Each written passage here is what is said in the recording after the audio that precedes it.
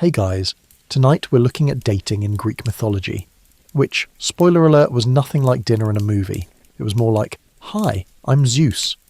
I turned into a swan. Want to make questionable decisions?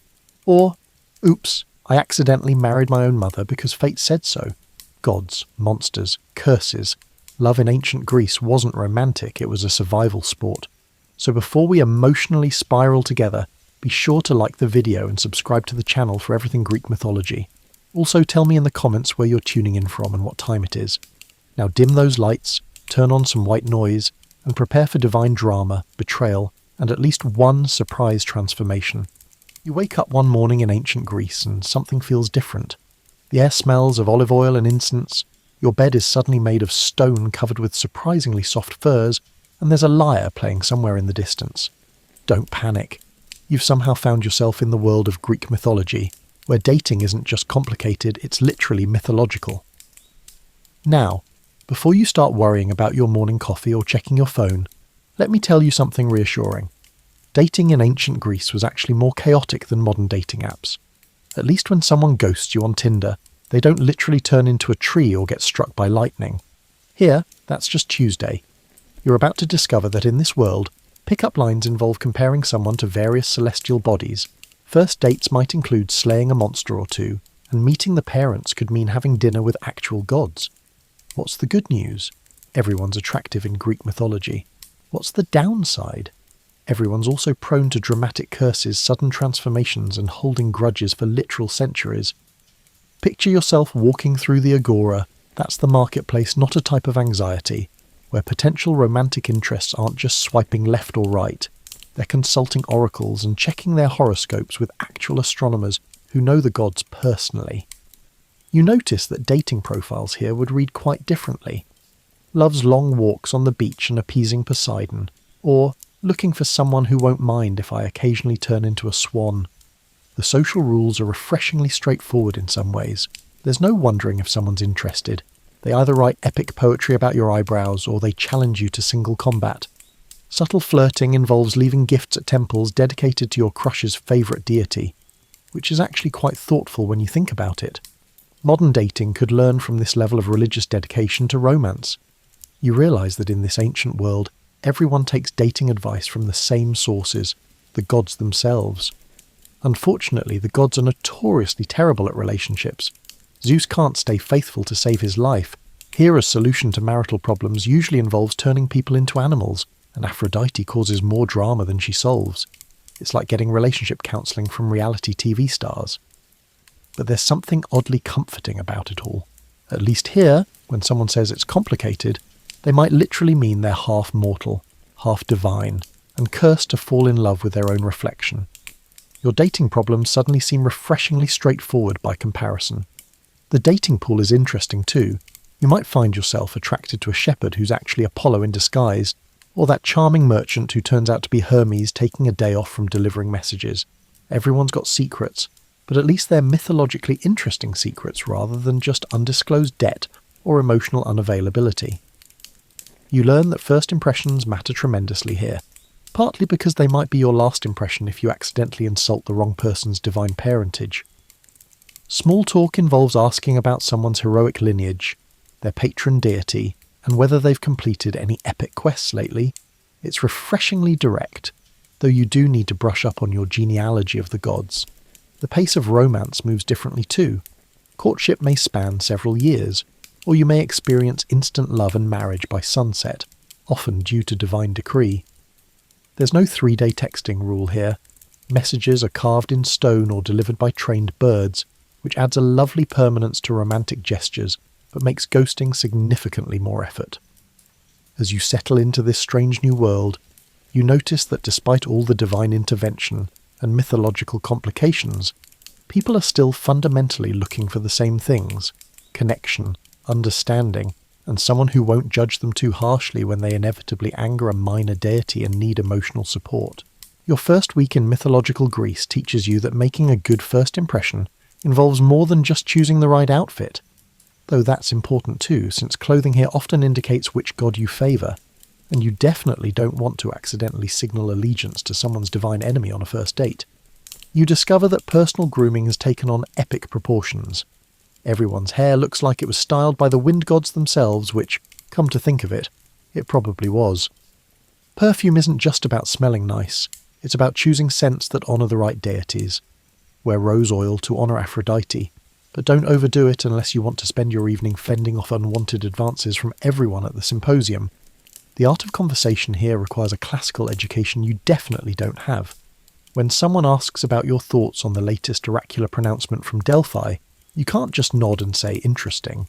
You need opinions on prophecies, interpretations of divine will, and at least a working knowledge of which heroes are currently on which quests.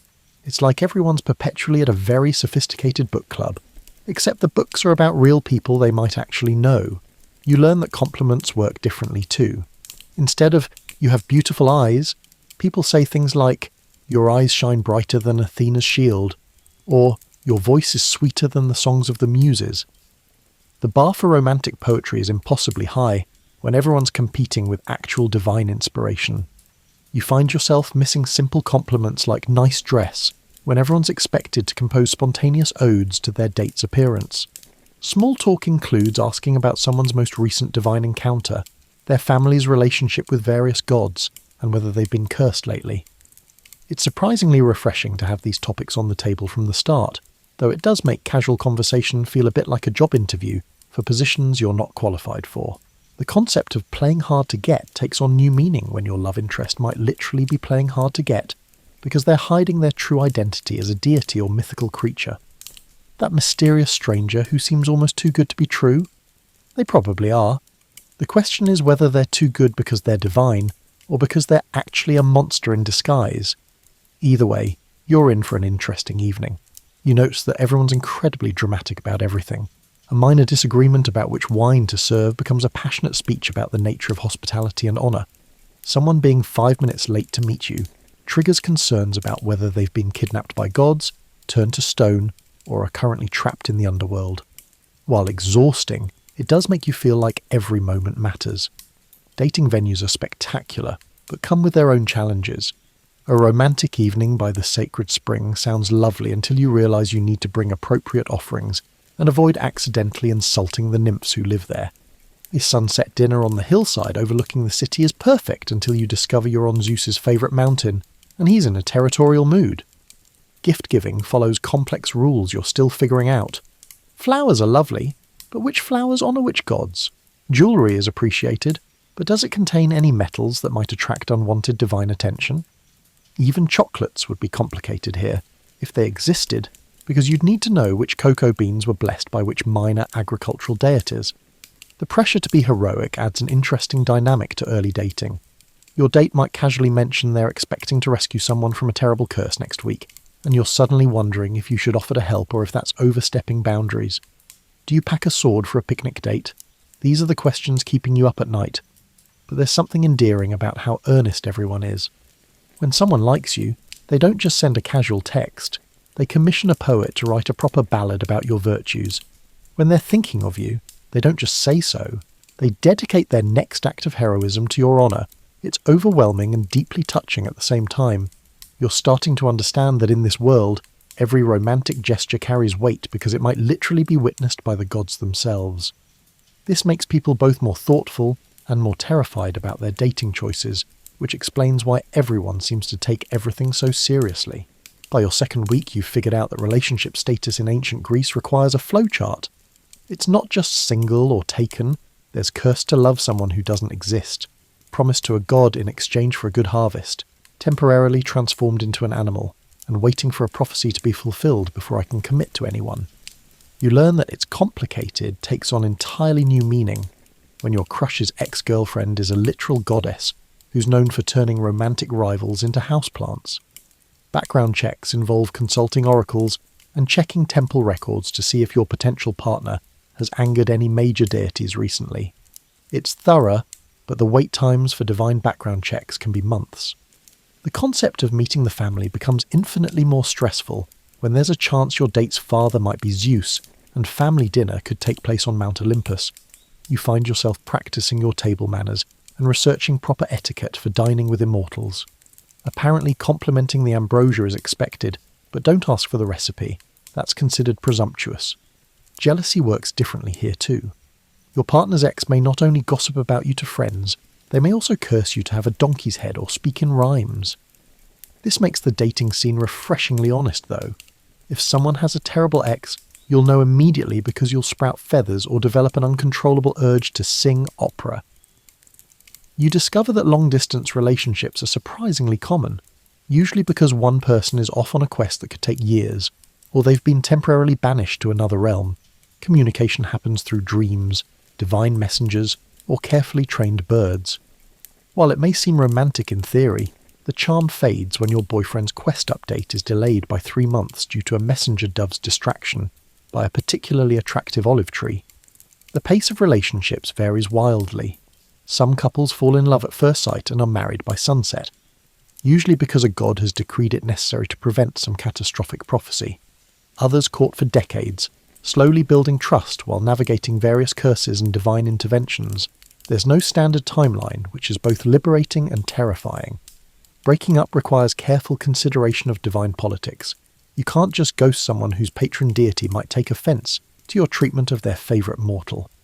Breakup conversations involve negotiations about which gods will be informed, whether any curses need to be lifted, and who gets custody of any magical items exchanged during the relationship. While social media doesn't exist, gossip spreads more quickly than even Hermes on a good day.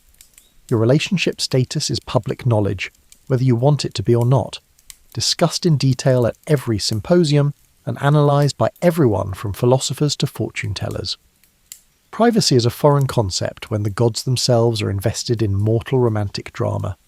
You observe that trust issues are prevalent among everyone, and these concerns are legitimate. Shapeshifting is common, divine interventions are constant, and that charming person you've been seeing might literally be testing you for some higher purpose. The question, are you really who you say you are? Isn't paranoia here, it's basic due diligence. Dating multiple people simultaneously is complicated by the fact that the gods are watching and have opinions about mortal romantic choices. Some deities encourage exploring your options, while others prefer devoted monogamy. You need to know which gods your potential partners favour before you can figure out whether casual dating or serious commitment is the safer choice. The upside of all this complexity is that everyone's very understanding about relationship complications. Nobody judges you for having to postpone a date because you're temporarily cursed, or for needing to break up because an oracle warned that your relationship would cause the fall of a major city. These are considered reasonable relationship obstacles rather than excuses. You're learning that successful relationships here require not just compatibility between partners, but also between your respective divine patrons, family curses, prophetic destinies, and heroic obligations. It's like relationship compatibility testing, but with actual stakes beyond just hurt feelings. Your third week introduces you to the most challenging aspect of mythological dating, the gods themselves. They're like the ultimate helicopter parents, but with supernatural powers and zero boundaries. You quickly learn that every romantic decision you make is being observed, analysed, and possibly interfered with by immortal beings who have their own opinions about your love life. Take Aphrodite, for instance. As the goddess of love, you'd think she'd be helpful, but she's more like that friend who insists on setting you up with people who are completely wrong for you. Her idea of romantic assistance usually involves love potions, magical arrows, or sudden overwhelming attraction to someone you've never met. It's effective, but the authenticity of the feelings is questionable, and the side effects can last for centuries. Then there's Hera, who's basically the patron saint of commitment, but with a track record of destroying anyone who threatens her idea of proper marriage. If you're dating someone she approves of, you're golden. If she thinks you're a threat to the institution of marriage, or reminds her too much of one of Zeus's many affairs, you might find yourself transformed into a cow. It adds a certain pressure to relationship decisions. Zeus himself is the worst wingman imaginable. His idea of helping with your love life usually involves appearing in some elaborate disguise to test your loyalty or virtue, which is both confusing and deeply uncomfortable. Nobody wants their potential father-in-law to show up as a swan or a shower of gold to evaluate their romantic worthiness. The minor gods are somehow even more problematic. They're like middle managers of the divine realm. They have just enough power to mess with your life, but not enough to be worth the major offerings. The god of doorways might decide your meet-cute should happen at a specific threshold. The goddess of crossroads insists on being consulted before any major relationship decisions. It's micromanagement at a cosmic level. You discover that prayer becomes a crucial dating skill. Before any romantic encounter, you find yourself offering quick prayers to multiple deities: Aphrodite for attraction, Athena for wisdom in your choices, Artemis for protection if things go badly, and Dionysus for good conversation over wine. It's exhausting, and you're never sure if you're covering all your bases or accidentally contradicting yourself. Divine dreams are the worst part. The gods love to communicate through dreams, but their symbolism is terrible. A dream about a talking owl might mean Athena wants you to be wise about your relationship choices, or it might mean you're about to be cursed with the head of a bird. Dream interpretation becomes a necessary skill, but even the professionals disagree about what half the symbols mean. Oracle consultations become part of standard dating protocol. Before committing to anyone serious, you're expected to consult at least one oracle about the relationship's prospects. The problem is that oracles speak in riddles that could mean anything. Your love will be as enduring as stone. Sounds romantic until you realize it might mean you'll literally be turned to stone together. The gods' involvement makes timing crucial. You learn to check the divine calendar before planning important relationship conversations. Don't break up with someone during Hera's sacred week. She takes it personally. Avoid proposals during Ares festival unless you want your engagement to involve some kind of combat. First dates go better when scheduled during Aphrodite's favourable aspects, but those times are booked months in advance. You notice that everyone's constantly making divine bargains about their love lives. People promise years of service to temples, valuable offerings, or even future children's dedication to gods in exchange for romantic success. It's like a supernatural credit system, but the interest rates are unpredictable, and the collection methods are terrifying. The peer pressure from divine intervention is intense. When a god shows clear favour for your relationship, everyone expects it to work out perfectly. When divine signs suggest problems, people start avoiding you like you're contagious. Your love life becomes a public referendum on your standing with the gods, which is no pressure at all. But there's also something oddly comforting about knowing that the universe itself is invested in your romantic happiness, even if the gods' methods are questionable. When things go wrong, you can at least blame divine interference rather than wondering if it's something you did. It's the ultimate external validation of your relationship drama. Your fourth week reveals that everyone in mythological Greece has absorbed the message that love requires grand gestures, but the bar for grand is set impossibly high. When your cultural heroes include people who literally moved mountains for love, brought individuals back from the dead, or convinced gods to change the laws of nature, regular romantic gestures feel inadequate. You come to the realization that traditional romantic gestures such as flowers and chocolates are insufficient in this context. People express affection by slaying monsters, retrieving magical artifacts from dangerous locations, or completing seemingly impossible tasks. Your date might casually mention that they've written your name in the stars, and they mean it literally. They've convinced a constellation to rearrange itself in your honour. It's touching and terrifying simultaneously. The pressure to be heroic affects everyone differently. Some people lean into it, constantly seeking quests and adventures to prove their devotion. Others are quietly stressed about their lack of epic achievements, wondering if their perfectly adequate carpentry skills or talent for growing excellent olives will ever be enough for someone expecting heroic deeds. You learn that gift-giving has escalated beyond all reasonable bounds. A typical anniversary present might be the golden fleece from a sacred ram, a flower that only blooms once every 100 years, or a song composed by the muses themselves. Even casual thinking-of-you gifts require consultation with craftsmen who specialise in mythically significant items. Dating becomes competitive in ways that make modern dating apps seem peaceful. When individuals strive to surpass each other in romantic gestures, the simplicity of sincerity becomes elusive. You find yourself caught between appreciating the effort people put into courting and exhaustion from the constant pressure to be impressed by supernatural displays of affection. The concept of proving yourself worthy takes on literal meaning when your beloved's family might actually set you tasks to complete before they'll consider your suit. These aren't metaphorical challenges about showing maturity or financial stability. They might send you to retrieve something from a monster's lair or solve a riddle that's stumped philosophers for decades. You discover that everyone's got a signature heroic skill they're hoping to showcase. Some people are talented at fighting monsters, others excel at solving divine puzzles, and a few specialise in diplomatic negotiations with mythical creatures. Dating becomes partly about finding someone whose heroic strengths complement your own, like a mythological professional networking event. The storytelling pressure is intense. Everyone is expected to share captivating tales of their romantic adventures, and we met at a symposium and gradually fell in love over several months of getting to know each other, pales, in comparison to, I rescued them from a curse while hanging upside down in a tree for 9 days. Normal relationship milestones pale in comparison to epic romantic adventures. Time management becomes crucial when heroic gestures require actual quests. Planning a romantic surprise might involve months of preparation, consultation with oracles, gathering of special supplies, and possibly assembling a small team of helpers. Spontaneous romantic gestures are nearly impossible when everything requires divine approval and specialized equipment. You notice that people often compare their relationships to legendary couples, which sets unrealistic expectations.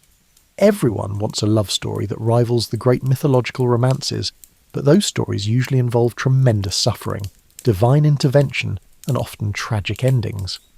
Comparing your relationship to legendary lovers may seem flattering, but it's important to remember how most of these stories ended.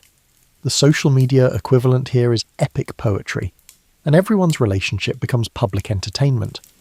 Bards compose songs about notable courtships, and people genuinely enjoy hearing about others' romantic adventures. Your love life becomes literal performance art, complete with audience participation and critical reviews. But there's something beautiful about a culture that takes love seriously enough to consider it worth heroic effort. When someone goes to extraordinary lengths to win your affection, you know they're genuinely invested in the relationship. The sincerity behind even the most over-the-top romantic gestures is usually genuine, even if the execution is exhausting. You're learning to appreciate both the grand gestures and the quiet moments between them. In a world where love is considered worthy of epic poetry and heroic deeds, even simple companionship feels precious and meaningful in ways that surprise you.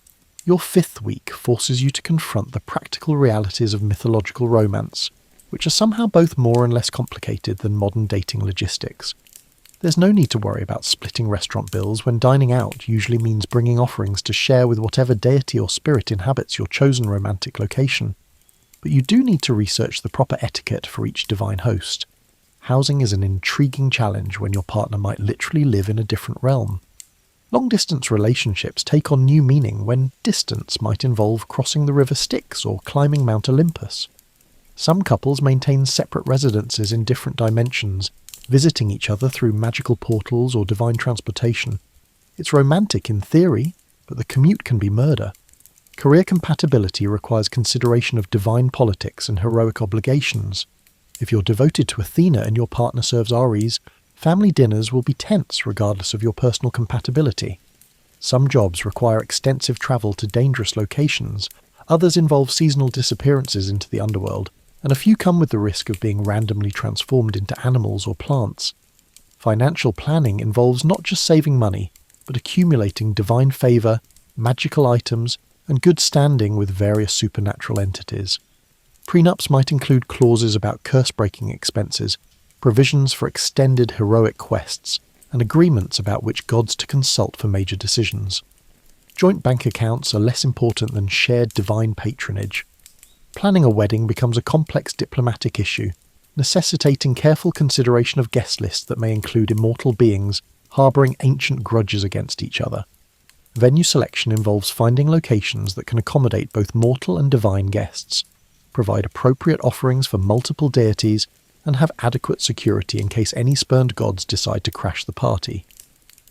Children present a unique conversation, especially when genetics may involve divine heritage, prophetic destinies, or inherited curses.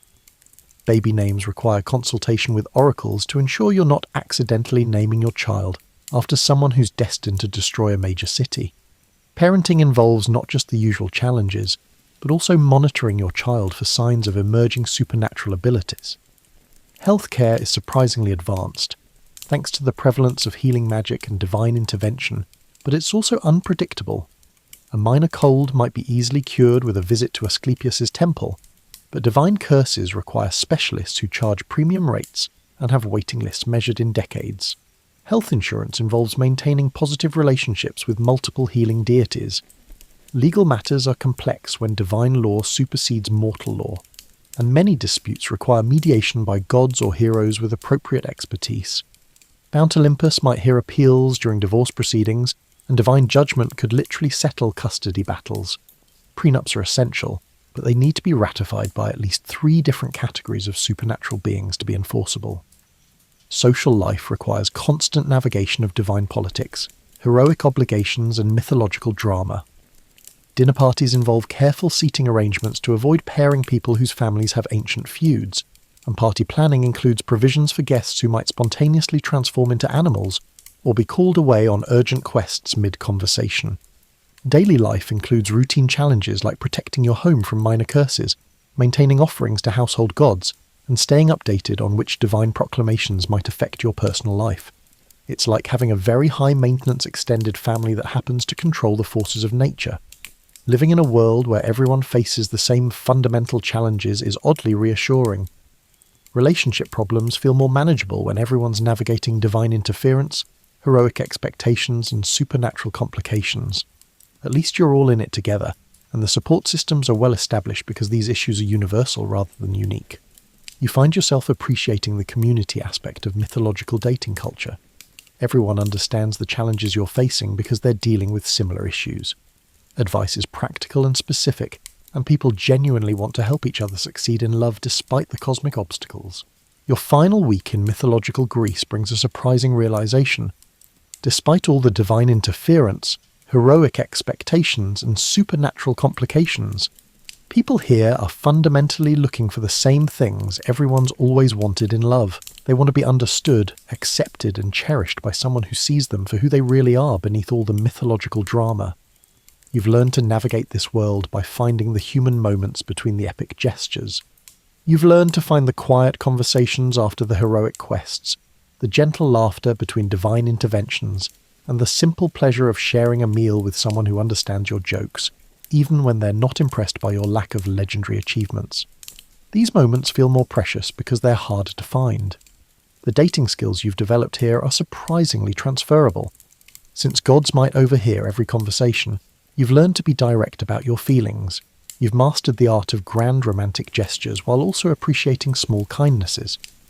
You understand the importance of compatible life goals, even when those goals might involve appeasing different deities or completing various prophetic destinies.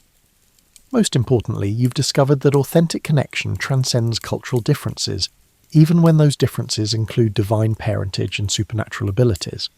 When someone truly cares about you, they'll work to understand your perspective, whether you're mortal, immortal, or something in between. They'll respect your boundaries, even when those boundaries include, "Please don't involve your divine relatives in our relationship decisions." The community aspect of mythological dating culture has taught you valuable lessons about supporting others in their romantic journeys. Everyone here understands that love requires not just personal effort, but also community support, divine blessing, and sometimes professional help from oracles and matchmaking specialists. A relationship requires the support of a community, particularly when that community includes actual gods. You've gained perspective on modern dating by experiencing its mythological extreme. When you return to your time, the challenges that once seemed overwhelming now feel refreshingly straightforward. At least when someone ghosts you, they're probably just busy or confused rather than literally transformed into a ghost. When someone says, "it's complicated," they usually mean emotionally rather than involving actual curses from ancient deities.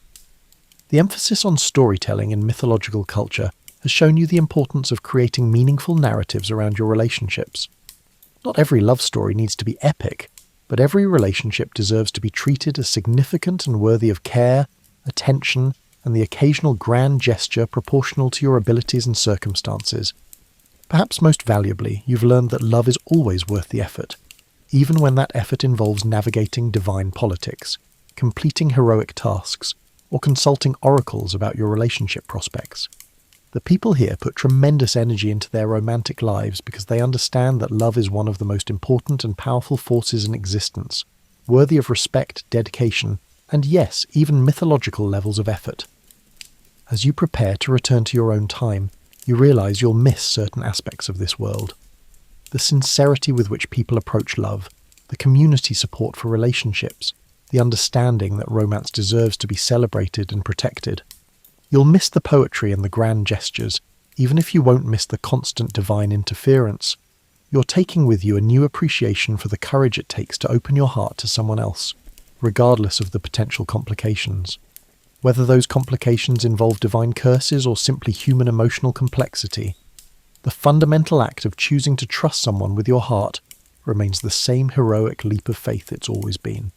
In the end, mythological dating taught you that love itself is legendary, worthy of epic tales and heroic effort. The specific challenges change across time and culture, but the essential human need for connection, understanding and affection remains constant. And perhaps that's the most comforting discovery of all, that no matter how much the world changes, love endures, adapts, and continues to inspire people to be their best and most heroic selves.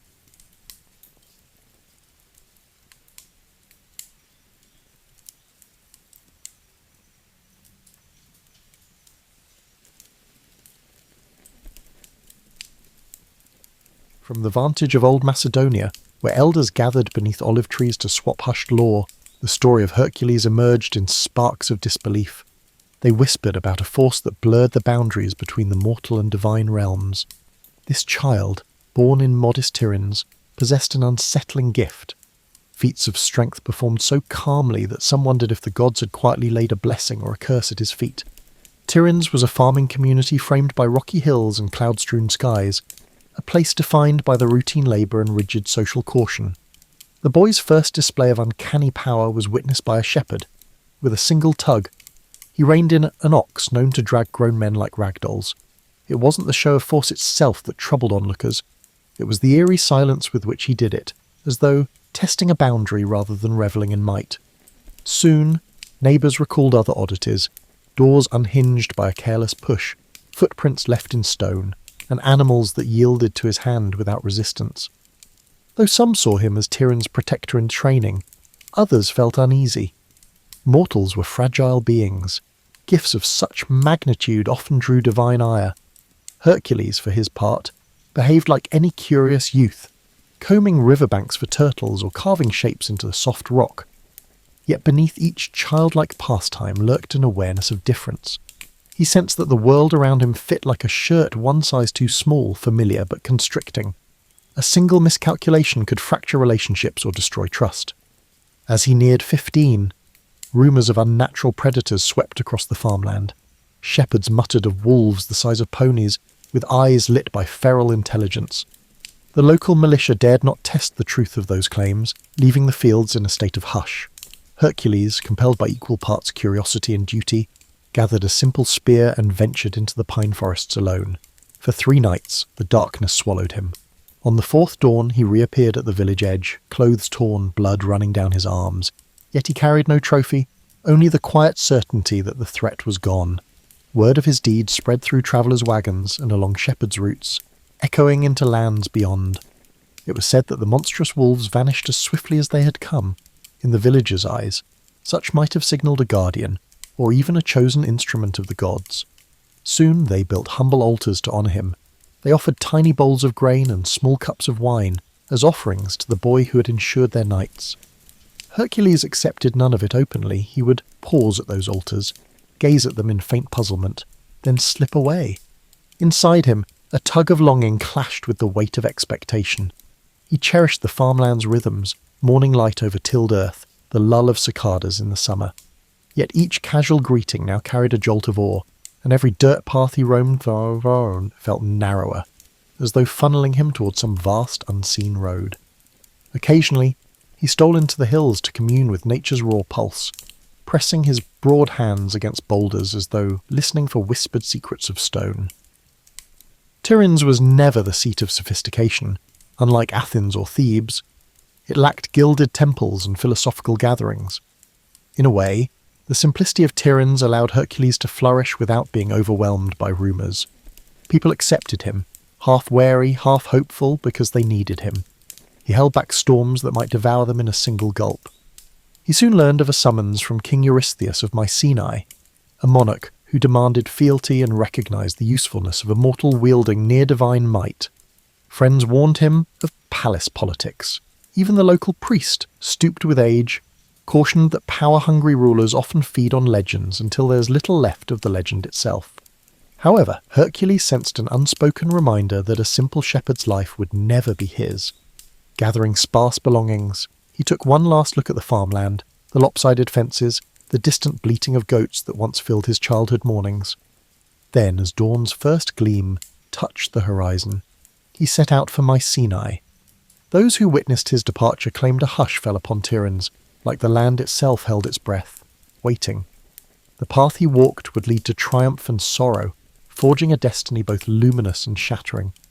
In his heart, Hercules hoped to find a way back to quiet fields someday, but deep down, he suspected the gods had other plans entirely. The road to Mycenae stretched through rolling plains dotted with olive groves and jagged hillsides. Hercules travelled quietly, observing the land more than pondering the future. Yet he couldn't ignore the murmur that followed him, a hum of anticipation carried by traders, roadside shepherds, and vagrant bards. Upon arrival at the fortified city, he faced a spectacle: drummers at the gates, banners hoisted high, and crowds craning to see if a rumour exceeded reality. King Eurystheus's palace gleamed atop a rise of white stone. Once inside, Hercules found himself before a ruler whose thin lips twitched at each mention of his name. Despite grandiose surroundings, Eurystheus exuded an air of self-importance, undermined by a hint of anxiety. In the hushed court, courtiers eyed Hercules with an odd mix of curiosity and caution. They had heard the rumours of unstoppable strength. Now they assessed the man himself, broad-shouldered, wind-beaten, eyes calm as still water. Eurystheus wasted no time. "Word of your deeds has travelled far," he said, feigning warmth. "To prove your loyalty, you shall fulfil labours for the glory of Mycenae. And the gods, of course." Applause followed from courtiers, though it felt forced. Hercules bowed, not out of fear, but recognising that refusal would brand him an enemy of a kingdom that seemed both powerful and petty. Besides, he sensed destiny's nudge again, that intangible force hinting these labours might shape his future. His first assignment, the Nemean lion. Villagers near Nemea spoke of a cat the size of a warhorse, its fur impervious to spears or arrows. Eurystheus demanded its pelt as proof. Setting out with minimal supplies, Hercules ventured into a region shadowed by tall grasses and jagged rock. On the second day, he spotted massive paw prints pressed into the soil. Following them, he entered a dank cavern overhung by dripping vines. The lion emerged, its coat shimmering like steel. Arrows snapped against its hide, confirming the rumours. They grappled, the beast roaring with unnatural ferocity while Hercules wrestled in silence, locking powerful arms around the creature's neck. At last, he wrenched it downward, ending its life with a blow that reverberated in his bones. No victory cry escaped his lips, only relief. He skinned the lion with its claws and then draped the pelt over his shoulder. When he returned, Eurystheus balked at the sight of that massive trophy.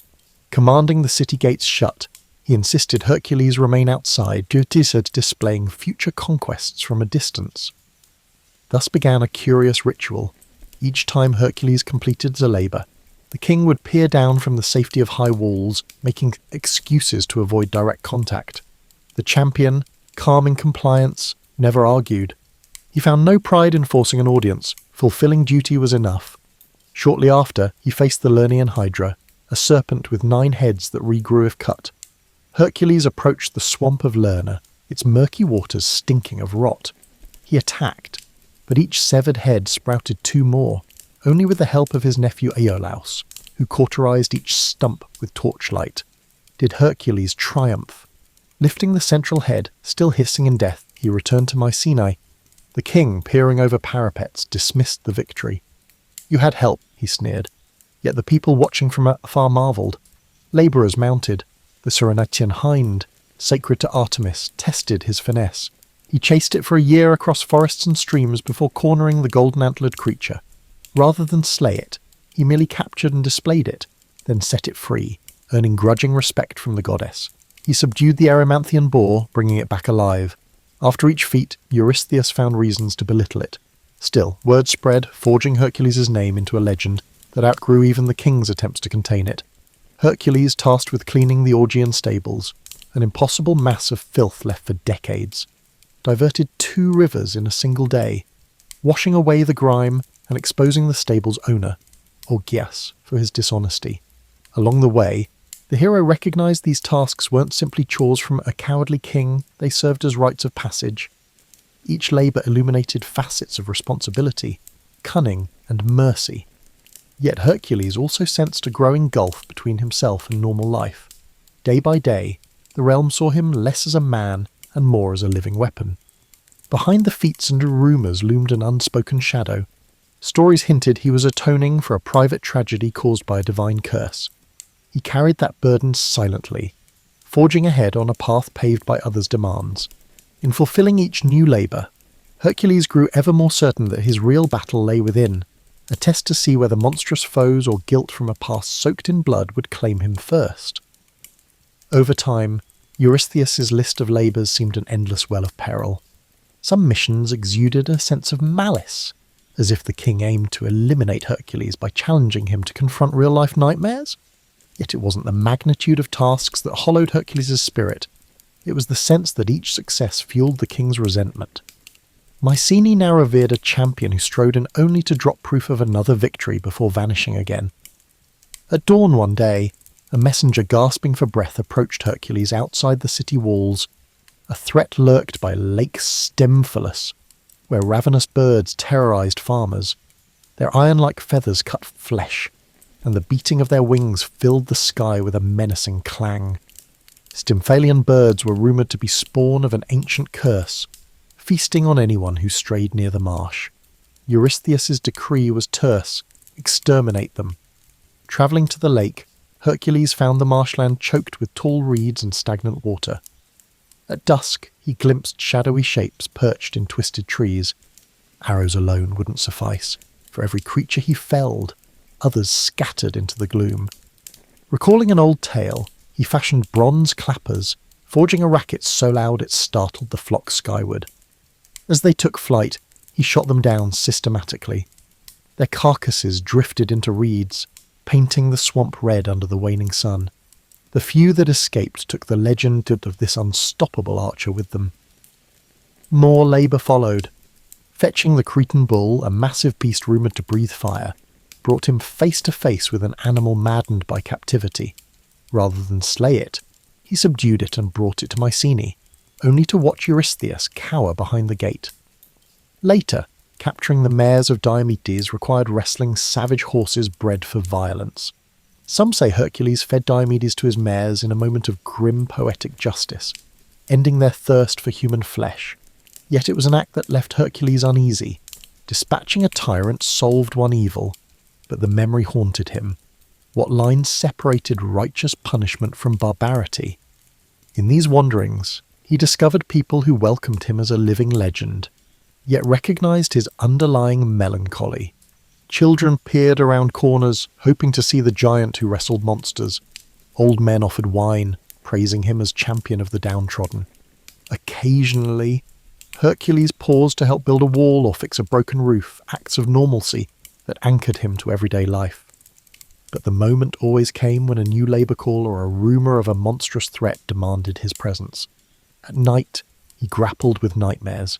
The unwritten story behind his forced servitude gnawed at him, a rumour that he'd once been driven crazed by Hera's wrath, causing him to commit unspeakable deeds against those he loved. Although few dared mention it aloud, the weight of that guilt never left his eyes. Even the unstoppable Hercules could not outrun sorrow that sprang from within. Eventually, Eurystheus delivered yet another test, to steal the girdle of Hippolyta, queen of the warrior women known as Amazons. In a land beyond the Aegean, Hercules came upon a culture of disciplined fighters who lived independent of typical patriarchal laws. Initially, Hippolyta welcomed dialogue, impressed by rumours of a hero who balanced power with compassion. She considered granting him the girdle as a diplomatic gesture. But Hera, ever meddlesome, spread deceit among the Amazons, whispering that Hercules planned to abduct their queen. In the ensuing chaos, swords clashed, alliances shattered, and Hippolyta fell. Dying, she handed the girdle to Hercules, her expression etched with betrayal and sorrow. He departed with the prize, cursing the gods who twisted every peaceful solution into conflict. This pattern of tragedy bled across each mission. The more he accomplished, the less solace he found. The blame was easily laid at Eurystheus' feet. But Hercules understood that the seeds of discord came from the gods themselves, and from his heart, burdened by regrets. No monstrous hydra or invulnerable lion caused him as much pain as the memories he couldn't erase. Each labour, though celebrated by others, felt like an extension of penance. Still Hercules pressed on, partially out of duty and partially from an instinct that stopping might let darker forces run rampant. He was no politician, no orator, but people believed in him, and in their belief, he found a reason to shoulder his tortured past. So he continued, forging alliances with honest souls, meeting cunning foes in remote lands, and slaying nightmares so ordinary folk could rest at night.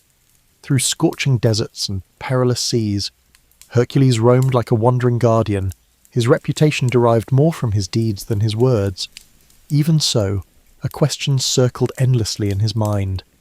Would saving the world ever wash away the blood on his conscience, or was he doomed to carry his haunted legacy until the end? As the labours approached their conclusion, Hercules observed a change in the political landscape.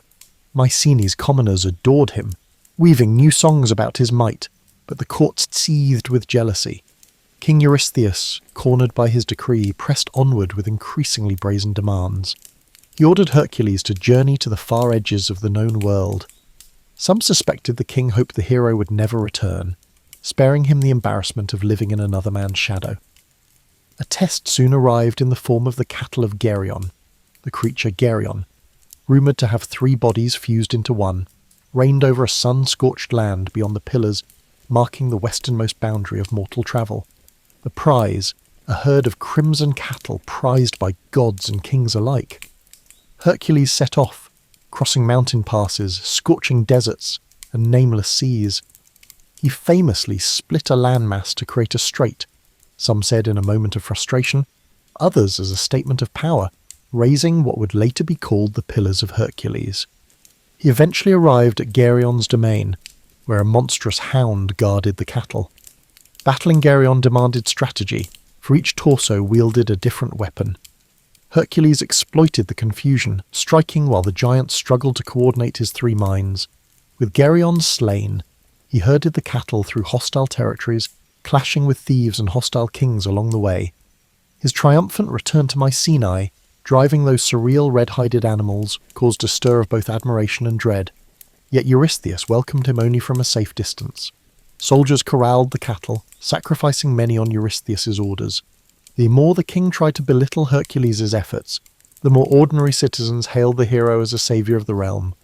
Privately, Hercules remained unmoved by their cheers. Each new conquest carried echoes of moral conflict, as if he were a blade used by manipulative hands. Another monumental feat involved the golden apples of the Hesperides, guarded by a serpent coiled in a hidden orchard. Tales said the apples conferred immortality, though most mortals never reached the far-flung garden. Hercules travelled for months, uncertain if such a place truly existed. Eventually he encountered Atlas, the titan condemned to hold the sky on his shoulders. Seizing an opportunity, Hercules offered to take that cosmic burden temporarily if Atlas would fetch the apples. Atlas retrieved them, but then tried to abandon Hercules, hoping to free himself from eternal torment.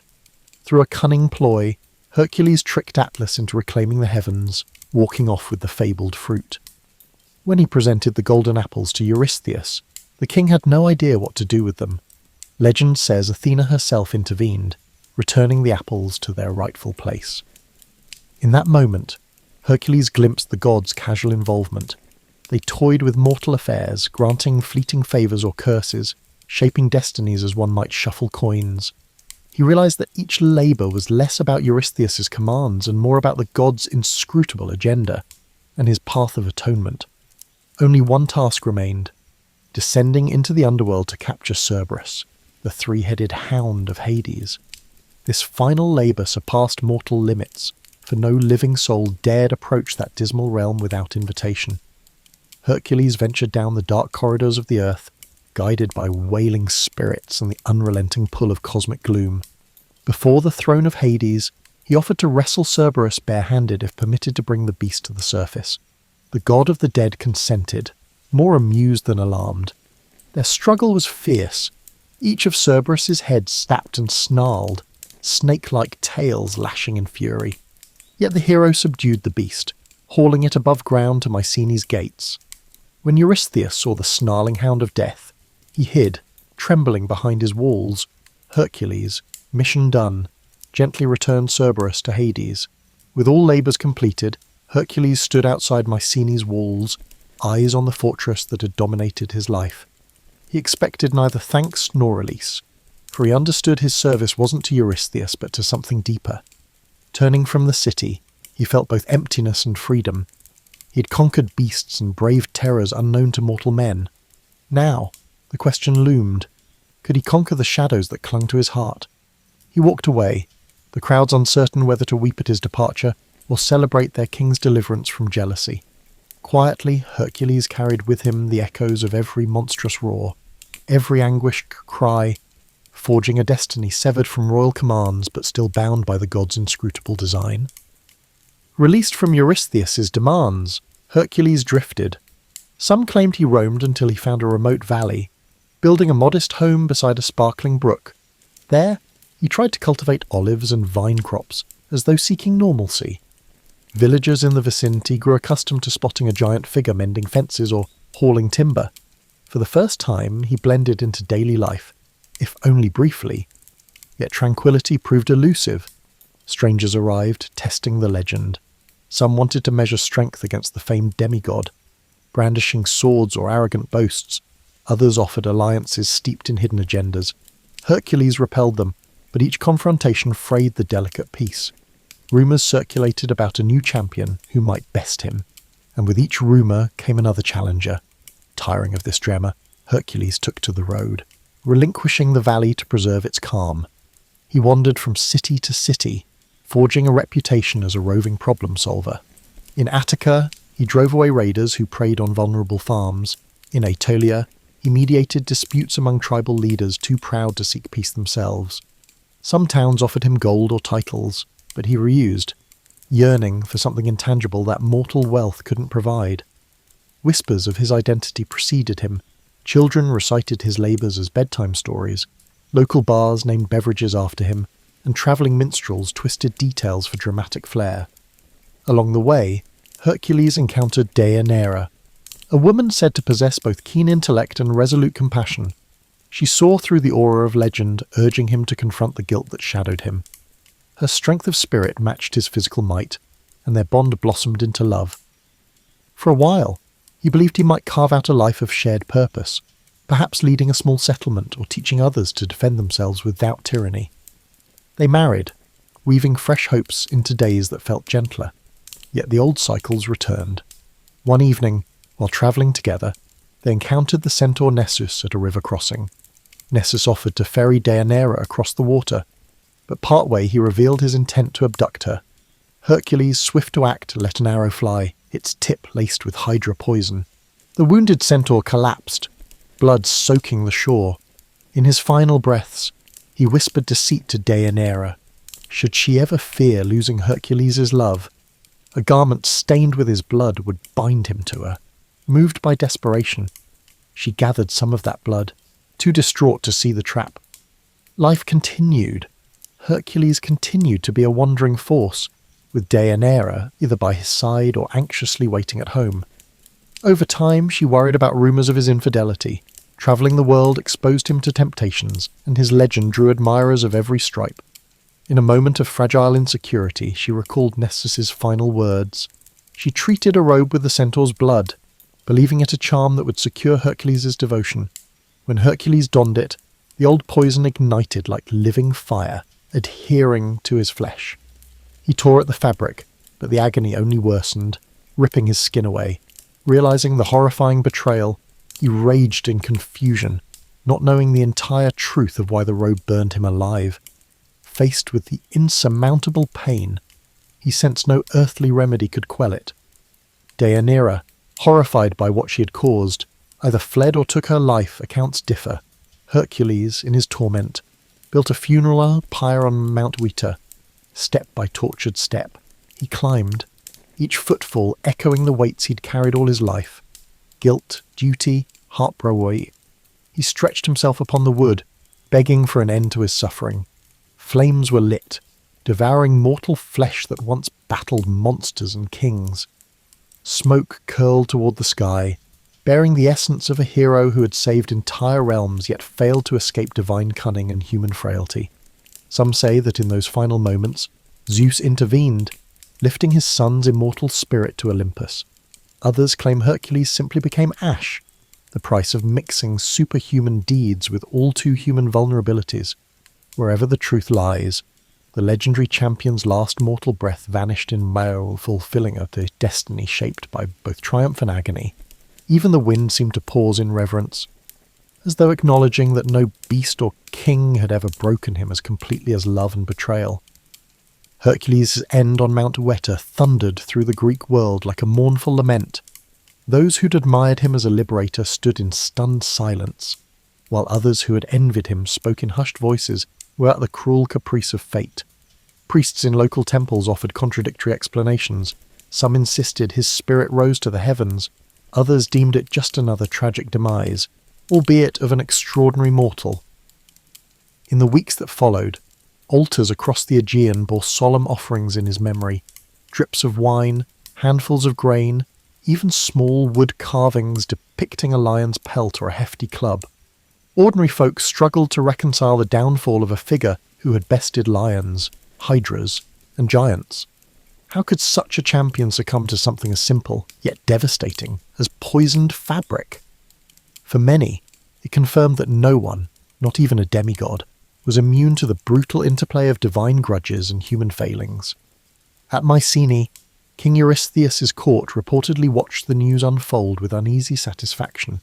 Though the king had long resented Hercules, learning of his agonizing death offered no genuine relief, only a hollow sense that the realm's most potent shield was gone. Some whispered that if a champion like Hercules could be vanquished, perhaps the gods would turn a harsher eye on lesser mortals. Fear lingered in the corridors of their power, as though Hercules' fiery end had shifted the cosmic balance in unpredictable ways. Stories multiplied, as tales do. Certain bards favoured the uplifting version. Zeus, recognizing his son's heroism, welcomed him among the immortals. They spun visions of Hercules seated on Olympus, sipping ambrosia in the presence of swirling constellations. Others told the bleaker side, that the flames consumed not just his body, but every vestige of his once glorious spirit, scattering him into oblivion. Across the seas, foreign scribes embellished details, turning him into a half-legendary king in lands he never visited, or crediting him with feats he never performed.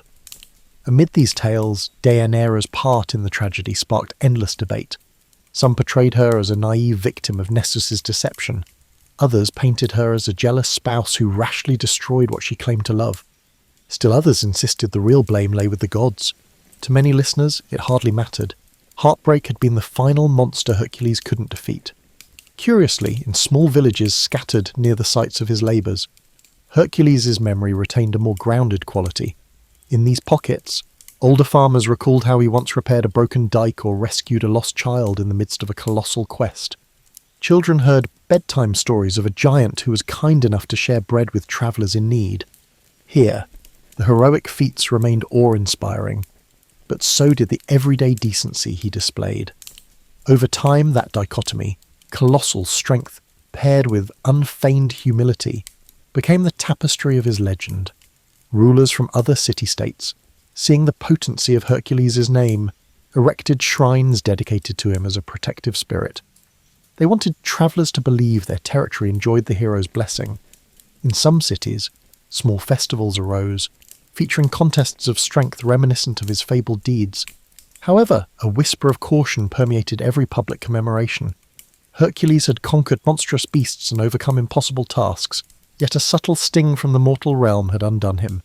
Might alone could not outmaneuver fate or quell the complexities of love. For those who once knew him personally, warriors like Aeolaus or local chiefs grateful for his help, his absence left an ache beyond description. They recalled the quiet convictions that guided him, the guilt that shadowed his eyes after each impossible feat.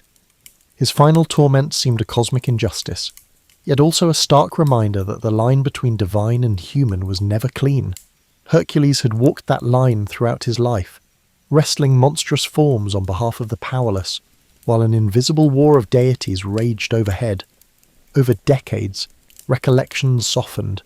Younger generations heard only the grand arcs, the Nemean lion, the Hydra, the unstoppable hero. Details of heartbreak and moral doubt vanished in the retellings, replaced by carved statues brandishing clubs or wearing lion skins. Yet in rare corners of Greece, the full story was preserved by those who had reason to remember. A titan among men who was neither wholly god nor entirely mortal, undone at last by the same vulnerabilities he had once tried to transcend. Thus, Hercules' flame burned on in the minds of those who found resonance in his struggles, even long after the funeral pyre's embers cooled to ash.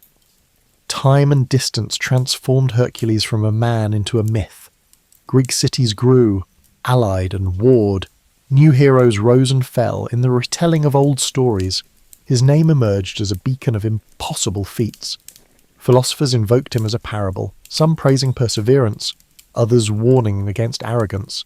In remote villages, older generations passed down more intimate accounts. How a colossal figure once mended a roof before chasing off marauders, or how he accepted a bowl of wine on a cold night without flaunting his stature.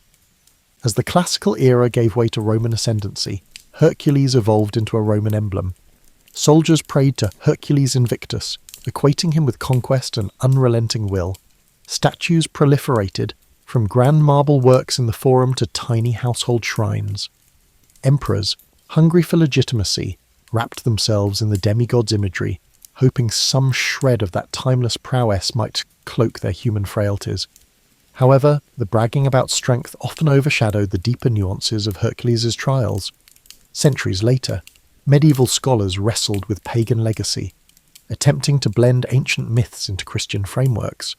Hercules became a cautionary figure, powerful yet undone by sin and trickery.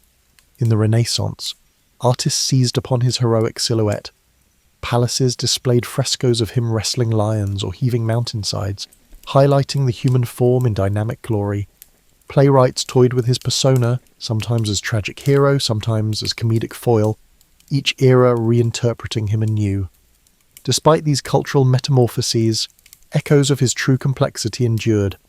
In certain monastic libraries, meticulous scribes noted lesser-known episodes, the moral agony behind his labours, the heartbreak that ended his mortal story, and the persistent question of whether he ever truly found peace. For some, he embodied the tragedy of a life shaped by the divine lineage yet rooted in mortal limitations. For others, he served as a beacon of aspiration, proof that mortal will could confront even the gods' designs and sometimes triumph. Beyond texts and statuary, Hercules lived on in the intangible realm of folk memory. Fishermen off distant coasts recited short prayers to him before braving storms, as if the old guardian might still shield them from the sea's wrath. Caravans crossing desert routes invoked his name for safe passage. Parents, uncertain how to quiet a restless child at night, spun lullabies of a gentle giant who once fought off wolves so families could sleep in safety.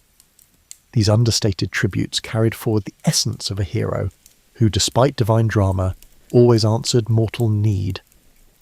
For a contemporary observer, perhaps in the middle decades of life, Hercules' tale resonates on several levels.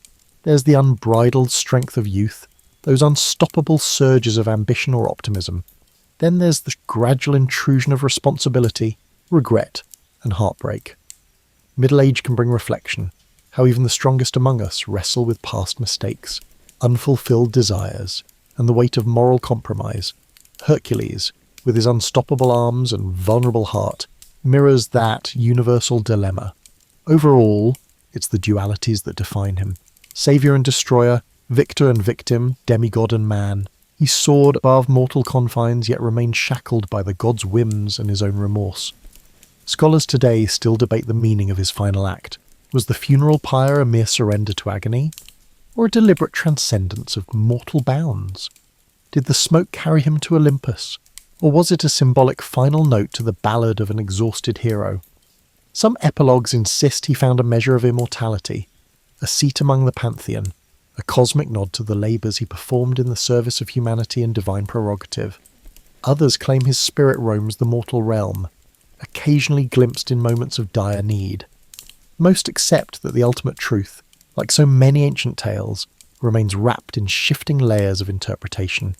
And so Hercules remains, a fixture in the collective psyche. He stands for more than might alone. He stands for the cost of greatness, the fleeting nature of redemption, and the fragile boundary that separates gods from men. Whether chiselled in marble or accounted in a village tavern, his legend endures. He is the champion forever, forging new legends, even centuries after his final breath. In that sense, Hercules lives on wherever human hearts still strive, endure, and grapple with the powers, divine or earthly, that shape our destinies.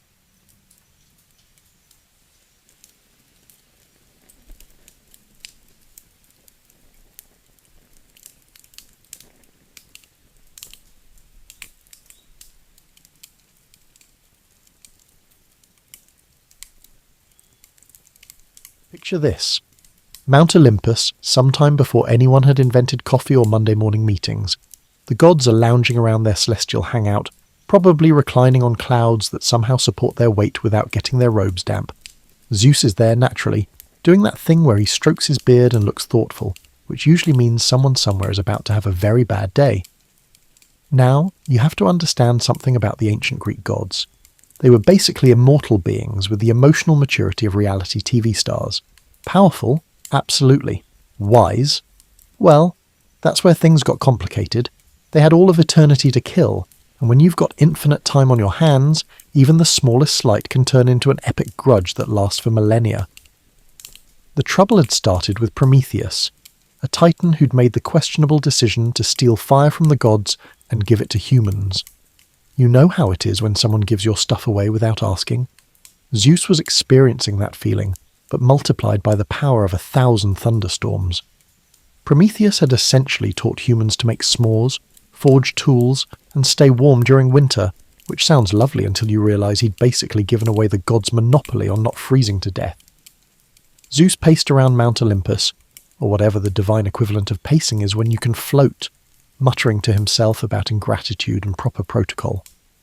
The other gods watched nervously, because when Zeus got into one of his moods, it usually ended with someone getting turned into a tree or struck by lightning, and nobody particularly wanted to spend the next few centuries as landscaping.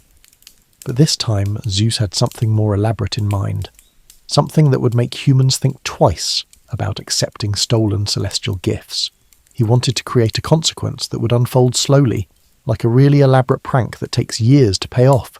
The kind of revenge that makes you lie awake at night thinking, oh, that's what that was about. So Zeus called for Hephaestus, the god of craftsmanship, who was probably down in his workshop doing whatever divine blacksmiths do when they're not creating magical weapons or fixing other gods' broken furniture.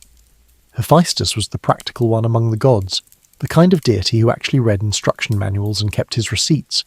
If you needed something built properly, he was your god. The request Zeus made was unusual, even by Olympian standards.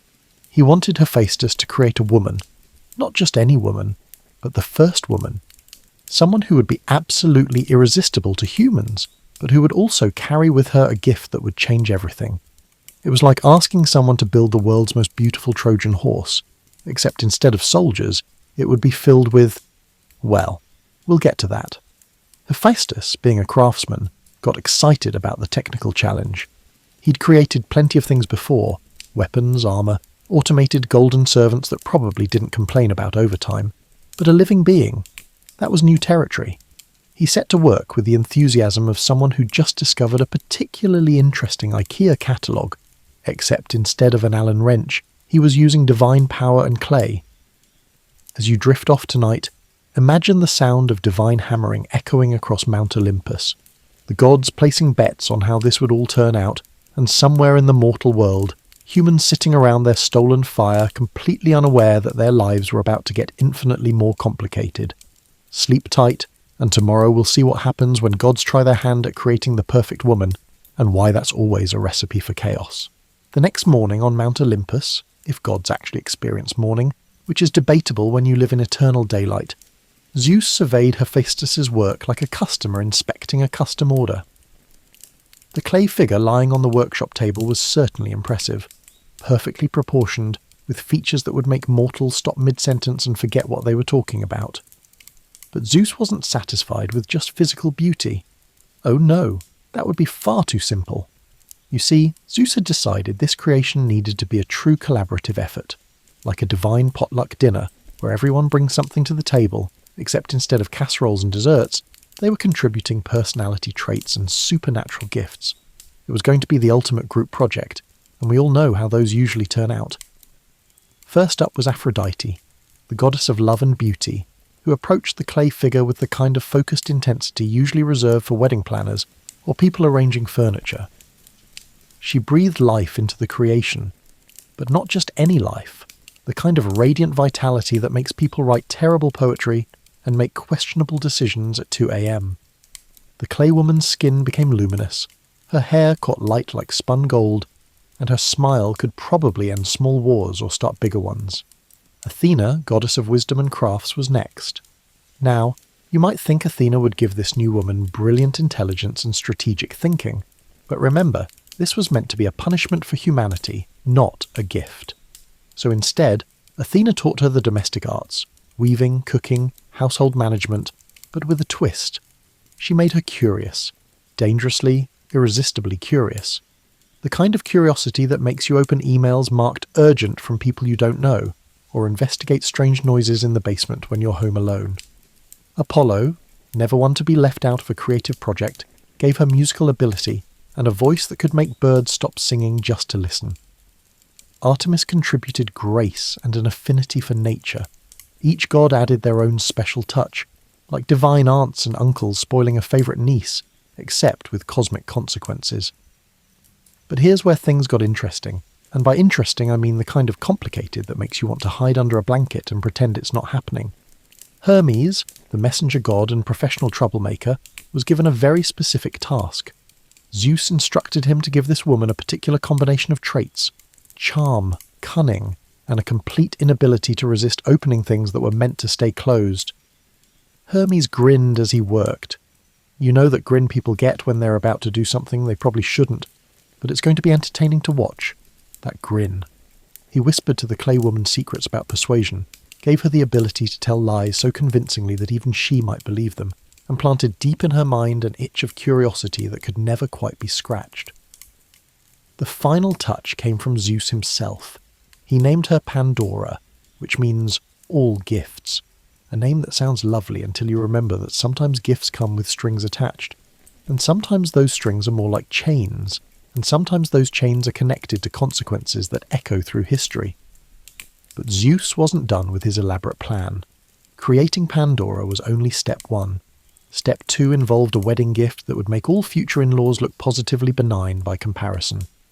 He commissioned a beautiful box, though some stories call it a jar, which just goes to show that even ancient Greeks couldn't agree on storage solutions. This wasn't just any container. This was a box crafted specifically to be irresistible to someone with Pandora's particular combination of traits. It was beautiful enough to catch the eye, mysterious enough to spark curiosity, and locked in a way that suggested whatever was inside was either very precious or very dangerous. Possibly both. What Zeus put inside that box was, well, let's just say he'd been collecting complaints from across the mortal world for quite some time. Every stubbed toe, every argument between neighbours, every moment when someone looked at their reflection and sighed, Zeus had been saving them all up like a particularly vindictive collector of human misery. As you settle in for sleep tonight, picture poor Pandora, newly created and blinking in the divine light of Olympus, having no idea that she's about to become the most significant wedding gift in human history. The gods are admiring their handiwork, completely pleased with themselves, while somewhere below, humans are still enjoying their stolen fire, completely unaware that their lives are about to get a major plot twist. Sweet dreams, and tomorrow we'll see how even the best-laid divine plans can have unexpected consequences. Now, creating the perfect divine punishment is one thing, but delivering it? That requires a level of subtlety that gods aren't exactly famous for. It's like trying to set up a surprise party when you're the kind of person who honks the car horn while sneaking into the driveway. Zeus needed a plan that would get Pandora and her mysterious box down to earth and into human hands without arousing suspicion. Epimetheus, Prometheus's brother, was poised to unintentionally become the focal point of the most intricate scheme in mythological history. If Prometheus was the brother who scrutinized the fine print and posed uncomfortable questions, Epimetheus was the one who signed contracts without reading them and purchased items simply because they were on sale. A nice guy, certainly, but not exactly the sharpest arrow in Apollo's quiver. Picture Epimetheus going about his day, maybe tending to some early humans, teaching them useful skills like not walking into trees or eating things that glow in the dark. He's living a peaceful, uncomplicated life, which in Greek mythology is basically a giant target painted on your back with the words, "Insert divine meddling here." The gods' delivery system was naturally overly dramatic. Instead of just dropping Pandora off with a note saying, "Here's your new neighbour," they arranged for her to appear as if by chance, wandering lost near Epimetheus's home. She looked confused, beautiful, and slightly helpless, basically catnip for someone with Epimetheus's helpful nature. When Epimetheus first saw Pandora, his reaction was probably similar to yours when you discover your favourite restaurant is having a surprise sale on dessert. Epimetheus experienced a sudden, overwhelming delight, tempered by a nagging feeling that something this good might not be real. But Epimetheus, bless his trusting heart, wasn't the type to look gift goddesses in the mouth. Pandora played her part perfectly because she'd been literally designed for this role. She was charming without being overwhelming, mysterious without being suspicious, and just helpless enough to trigger every protective instinct Epimetheus had. She told him a story about being lost, about needing somewhere to stay, and could he possibly help her, just until she figured out where she belonged? Of course he said yes. This is the same guy whose brother had just stolen fire from the gods because he thought humans looked cold. Hospitality was clearly a family trait, along with a complete inability to sense when they were being set up for cosmic consequences.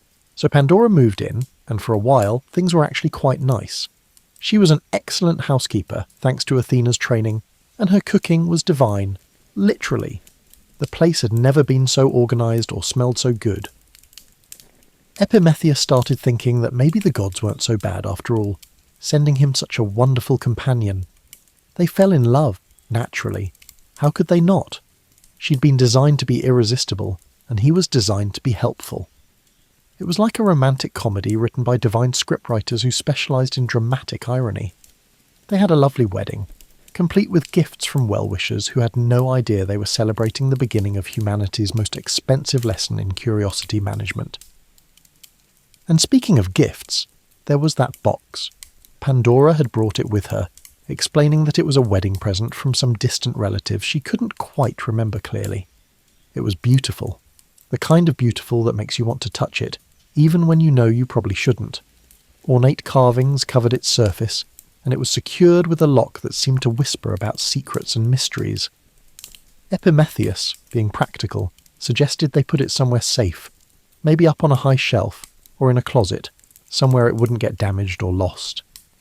Pandora agreed, but you could see the way her eyes followed it as they carried it to its resting place, like someone watching their favourite cake being put away before they'd had a proper slice. The box sat there in their home, innocent-looking and patient. It didn't demand attention or make noise, it just existed, quietly radiating the kind of presence that makes you aware of it even when you're trying to ignore it. Like a wrapped present under the tree that you keep noticing out of the corner of your eye, or a text message notification you haven't opened yet. Days passed peacefully. Pandora kept house, Epimetheus went about his work, and they were genuinely happy together.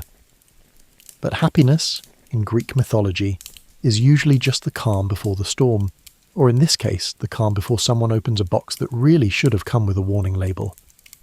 As you drift off to sleep tonight, imagine Pandora lying awake next to her sleeping husband, listening to the quiet sounds of night, and maybe, just maybe, thinking she heard something stirring inside that beautiful locked box. Tomorrow, we'll discover what happens when divine curiosity meets human willpower, and why some gifts are more complicated than they appear. Sleep well, and try not to think about any mysterious boxes in your own life that might be calling your name. You know that feeling when you have a song stuck in your head, and the more you try not to think about it, the louder it gets. Well, multiply that by the divine power of several Olympian gods, and you'll start to understand what Pandora was experiencing every time she walked past that box. It started small, as these things always do. A glance here, a pause there. She'd be going about her daily routine, sweeping the floor, preparing meals, chatting with Epimetheus about his day, and her eyes would drift to wherever they'd stored the box. It was like having a persistent itch right between your shoulder blades, the kind you can almost but never quite reach. Epimetheus, bless his oblivious heart, didn't notice at first. He was busy being happily married and probably congratulating himself on his good fortune.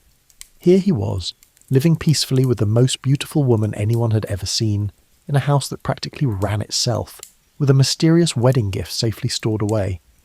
Life was good. Suspiciously good, if he'd been the type to think about such things, which he wasn't. But Pandora was thinking about it. Oh, was she thinking about it? The box had a presence that seemed to grow stronger each day, like it was slowly turning up its own volume. She found herself making excuses to walk past it, to dust the area around it, to rearrange things nearby. All perfectly innocent activities, except for the way her fingers would hover near the lock. Not quite touching, but not quite pulling away either. The whispers started around the second week. Not actual voices, mind you, but that internal commentary that gets louder when you're trying to resist temptation. What could be inside something so beautiful? Why would someone give them a locked box as a wedding gift? What if it contained something wonderful that they were missing out on by not opening it? Pandora tried everything to distract herself. She threw herself into household projects with the intensity of someone organising their closet to avoid thinking about their problems. She learned new recipes, rearranged furniture, even started a small garden. But no matter what she did, that box sat there in her peripheral vision like a cosmic itch that refused to be scratched. The really maddening part was how reasonable her curiosity seemed. This wasn't like wanting to read someone else's diary or peek at birthday presents. This was her wedding gift. Technically, it belonged to her and Epimetheus. Shouldn't they know what they owned? Wasn't it actually more irresponsible to leave it unopened? What if it contained something that needed attention, like flowers that would wilt or food that would spoil? These perfectly logical thoughts swirled through her mind at the most inconvenient times. While kneading bread, she'd wonder if the box contained rare spices. While mending clothes, she'd imagine beautiful fabrics tucked inside. While lying in bed at night, listening to Epimetheus sleep peacefully beside her, she'd construct elaborate theories about family heirlooms or precious keepsakes that were going to waste in their locked container. The third week brought a new development. Dreams. Pandora started having vivid dreams about the box, where it would open itself and reveal contents that changed with each dream. Sometimes it was filled with golden light, sometimes with precious jewels, sometimes with scrolls containing wisdom that could help humanity. She'd wake up feeling frustrated, like she'd been on the verge of discovering something wonderful, before being rudely interrupted by consciousness. Epimetheus began to notice that his wife seemed distracted. She'd start conversations and then trail off mid-sentence, staring at something he couldn't see. She'd prepare elaborate meals and then barely touch them herself. When he asked if everything was all right, she'd smile and assure him that everything was perfect. But there was something in her eyes that suggested her mind was elsewhere. The breaking point came on a particularly quiet afternoon. Epimetheus had gone out to help some neighbours with a construction project. Something about building better shelters now that they had fire to keep them warm. Pandora was alone in the house, cleaning, when she found herself once again standing in front of the box. This time was different. This time she actually reached out and touched it. The box was warm under her fingers, smooth and inviting. The lock wasn't as complex as she'd thought. It was more of a latch, really. Probably designed more for keeping the contents secure during transport than for preventing anyone from opening it.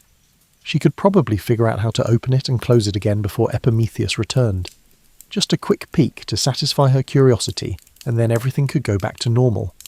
Her hands trembled slightly as she examined the latch more carefully. It wasn't even really locked, she realised. It was just closed, like a door that wasn't quite shut tight, requiring only the smallest push to swing open. The house seemed unusually quiet around her, as if the world was holding its breath. Outside, even the birds had stopped singing. Pandora's heartbeat sounded loud in her ears as she stood there, balanced on the edge of a decision that would change everything, though she couldn't possibly know that yet. As you settle in for the night, picture Pandora in that moment of perfect suspension, caught between curiosity and caution, her fingers resting on the latch of a box that contains more than anyone could imagine. Sleep peacefully, and tomorrow we'll discover what happens when the irresistible force of divine curiosity meets the immovable object of a locked box. Sweet dreams, and try not to think about what you might do in her position. Some moments in history happen gradually, like the changing of seasons or the way your favourite chair slowly moulds to your shape over years of use. Other moments happen in an instant, like the click of a camera shutter, or the moment you realise you've walked into the wrong room. The moment Pandora opened the box was definitely the second kind. Picture her there in the afternoon quiet, her fingers on the latch, her heart beating fast with anticipation, and just a whisper of anxiety. The kind of anxiety you get when you're about to do something you know you probably shouldn't, but can't quite talk yourself out of. Like eating cake for breakfast or staying up too late reading just one more chapter. The latch gave way with surprising ease, almost as if it had been waiting for this moment, which in a way it had. There was a soft click, barely audible, but in the stillness of the house it sounded as loud as a thunderclap. Pandora paused, listening for any sign that Epimetheus might be returning early, but the world outside remained quiet. She lifted the lid slowly, carefully, the way you might open an unfamiliar door or peek around a corner when you're not sure what you'll find. At first, there was nothing to see but darkness inside the box, as if it contained a piece of night itself. For a moment, she felt a flutter of disappointment. After all that wondering and waiting, was it empty? Then the darkness began to move. It started as just a wisp, like smoke from a candle that's just been blown out. Then another wisp, and another, curling up from the box in graceful spirals that caught the afternoon light streaming through the window. Beautiful, really, in a way that made Pandora lean closer instead of stepping back, which was probably not the wisest choice she could have made. The wisps grew thicker, more numerous, and as they rose they began to take shape. Not clear shapes, nothing you could point to and say, "Oh, that's obviously a horse," or "That's definitely a tree." These were shapes that seemed to shift depending on how you looked at them, like clouds that look like one thing until you blink, and then they look like something else entirely. But even though Pandora couldn't quite make out what she was seeing, she could feel what these shapes represented. Each wisp carried with it a sensation, an emotion, a state of being that humans had never experienced before. There was the cold touch of worry, the sharp bite of envy, the heavy weight of sorrow, the burning heat of anger. One by one, these new experiences escaped from their prison and began to spread throughout the world. Pandora watched in growing horror as she realized what she had done. This wasn't a treasure chest or a collection of wedding gifts. This was something else entirely, something that had been locked away for very good reasons. She tried to close the lid, frantically pushing down on it as more and more of these troublesome spirits escaped into the world. But it was like trying to put smoke back into a bottle or stuff a sneeze back where it came from. Once released, these forces had no intention of being contained again. The escaped spirits didn't rush out into the world with obvious malice. They weren't cackling villains, twirling moustaches and announcing their evil plans. Instead, they dispersed quietly, almost gently, like dandelion seeds on a breeze, each one drifting off to find its place in human experience. Some went immediately to work. Somewhere in the world, a person who had been contentedly enjoying their simple meal suddenly found themselves wondering why their neighbour's food always looked more appealing. Envy had found its first home. Another spirit found someone who had been peacefully sleeping and whispered to them about all the things that could go wrong tomorrow. Worry had established its first foothold. Others were more patient, embedding themselves in the fabric of human experience like seeds waiting for the right season to sprout. They would reveal themselves gradually. Jealousy in relationships, greed in commerce, vanity in mirrors, fear in dark corners, doubt in moments of decision. Pandora stood there, still pressing uselessly on the lid of the now empty box, tears streaming down her face as she realised the magnitude of what she had unleashed. All those weeks of curiosity, all those reasonable-sounding justifications for opening the box, had led to this moment of perfect, devastating understanding. But just as she was about to collapse under the weight of her realisation, she heard something. A sound from inside the box, which she'd thought was now empty. A soft tapping, like someone gently knocking on a door, or like a small bird pecking at a window. There was something else in the box, something that had stayed behind while all the others rushed out into the world, something that was asking very politely to be released as well. Pandora hesitated. Hadn't she done enough damage for one afternoon? Hadn't she learned her lesson about opening things that were meant to stay closed? But the gentle tapping continued, patient and somehow reassuring, like a friend asking to come in from the rain. Against every instinct screaming at her to leave well enough alone, against every lesson she should have learned from the last 5 minutes, Pandora lifted the lid one more time, and that's when she met Hope. As you drift off to sleep tonight, imagine that moment when everything seems lost, when you've made a mistake so big it feels like it can never be fixed. And then you discover that even in the worst situations, there's always something left that can make things better. Tomorrow, we'll see how one small spirit changed everything, and why sometimes the most important gifts come last. Sleep well, knowing that no matter what boxes get opened, there's always something left to make things right. Hope didn't rush out of the box like the others had. She emerged slowly, like a shy child entering a room full of strangers, or like the first star appearing in the evening sky. Tentative at first, then growing brighter as she gained confidence. Pandora watched in wonder as this final spirit took shape.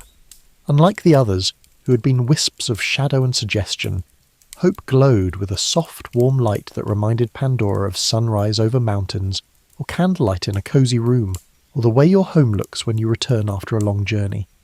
She was beautiful in a way that made you feel better just by looking at her, like visual chicken soup for a troubled soul. Hope floated there for a moment, taking in the scene, the distraught woman, the empty box, the lingering traces of where her darker companions had escaped into the world. If she was upset about being trapped while the others got a head start, she didn't show it.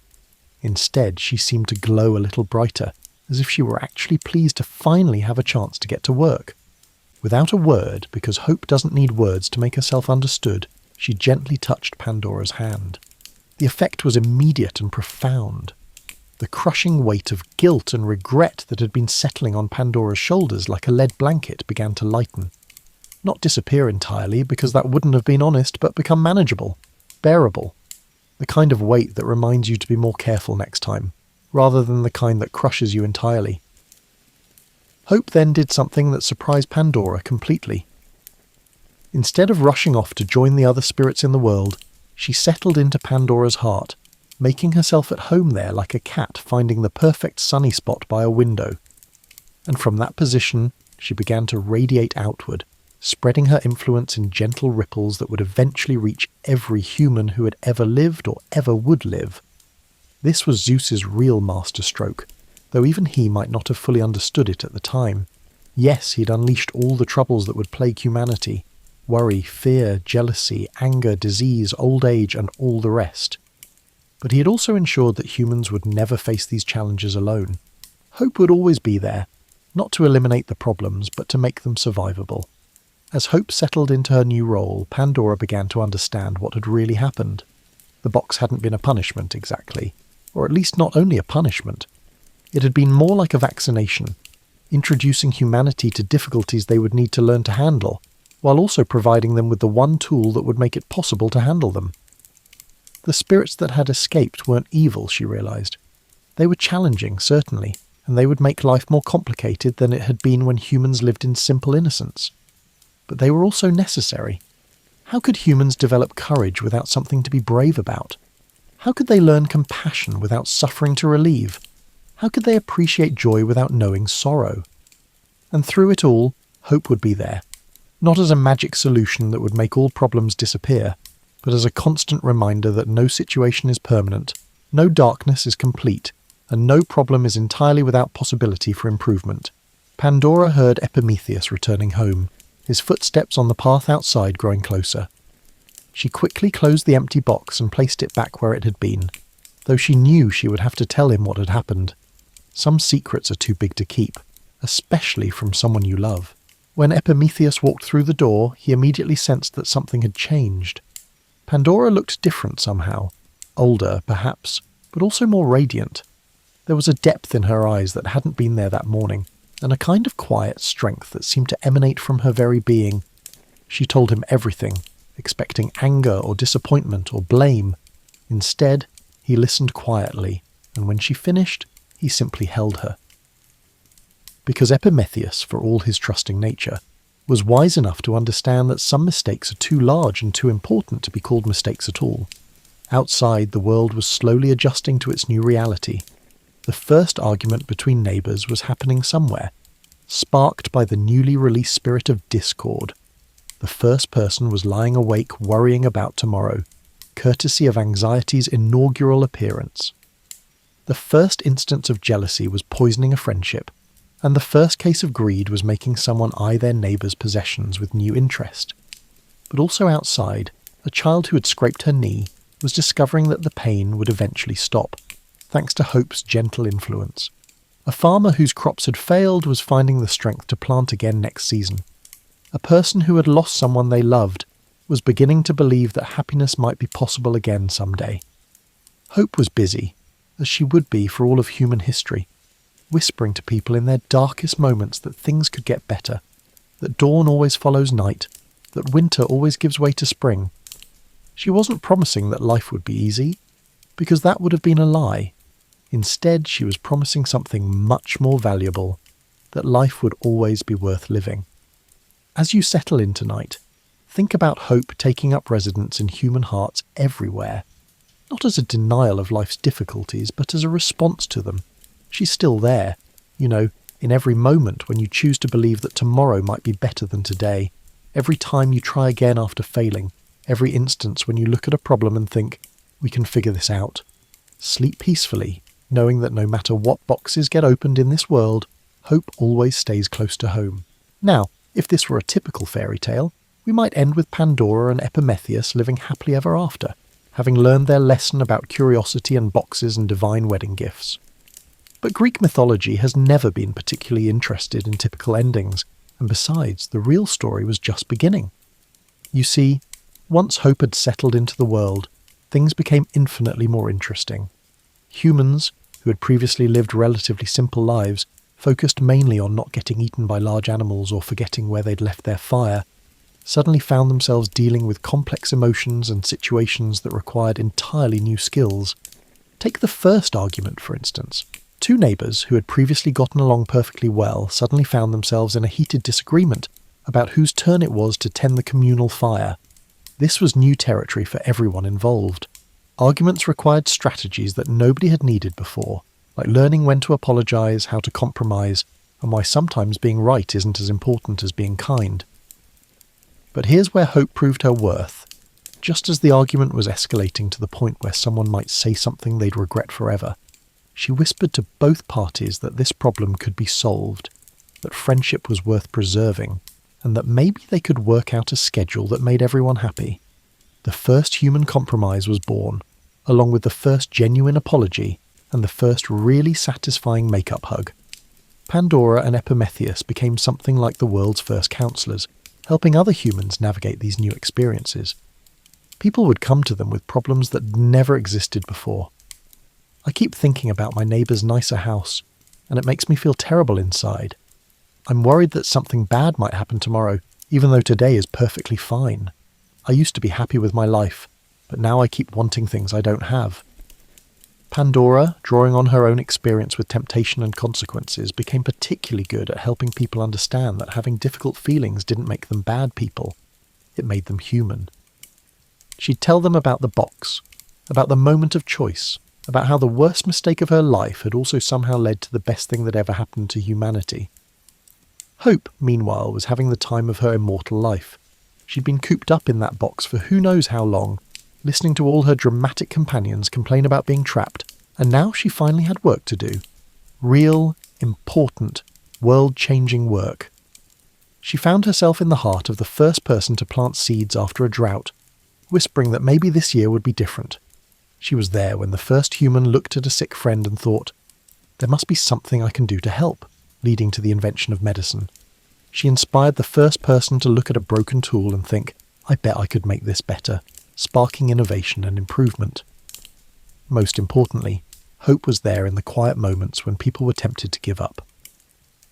When the early farmers faced their first failed harvest, when the first relationships encountered serious problems, when the first humans realized that life was going to be much more complicated than they'd expected, hope was there, not with easy answers, but with the persistent belief that answers existed and could be found.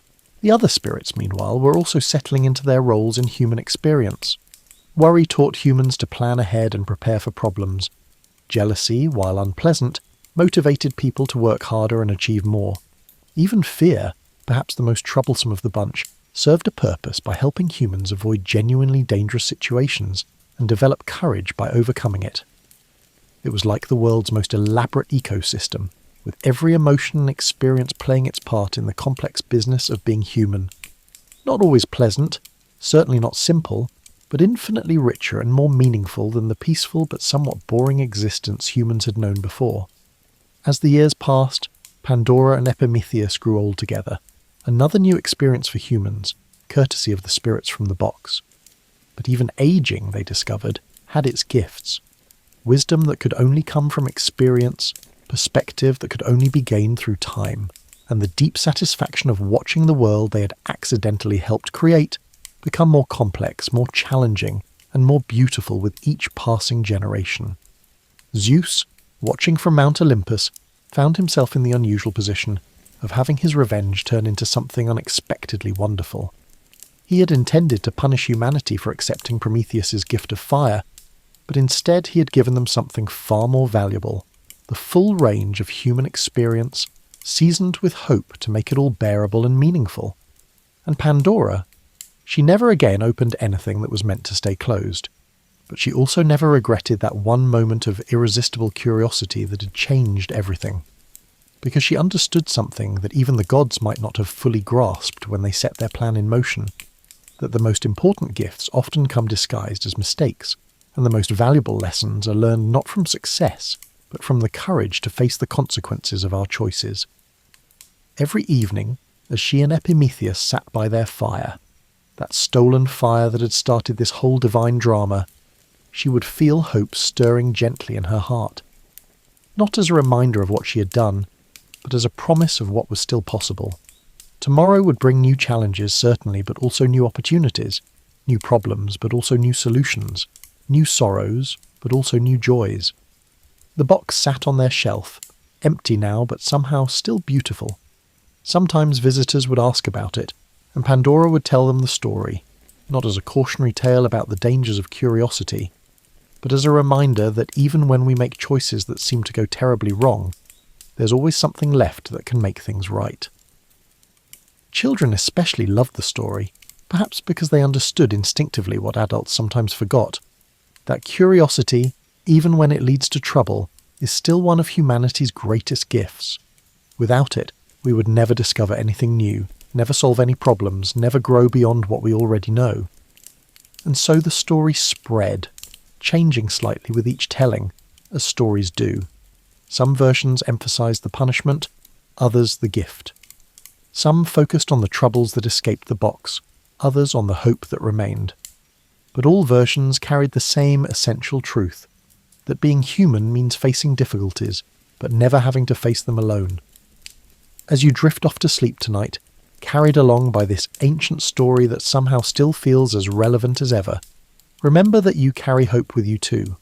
Not as naive optimism that ignores problems, but as the deeper knowledge that problems can be solved, that difficulties can be overcome, and that no matter how dark things might seem, there's always light waiting to be discovered. The box is empty now, but your heart isn't. Hope has made herself at home there, just as she did in Pandora's heart all those centuries ago. She's there when you choose to try again after failing, when you reach out to help someone else, when you plant gardens and make plans and believe that tomorrow might be better than today. And sometimes, if you listen very carefully in the quiet moments before sleep, you might hear what Pandora heard every night for the rest of her long, full, complicated, beautiful life. the gentle whisper of hope reminding you that every ending is also a beginning. Every closed door leads to an open window, and every story that starts with "once upon a time" is really just another way of saying anything is possible. Sweet dreams, and may hope keep you company until morning comes with its fresh possibilities and new adventures. The box may be empty, but the story continues, and you're part of it now too.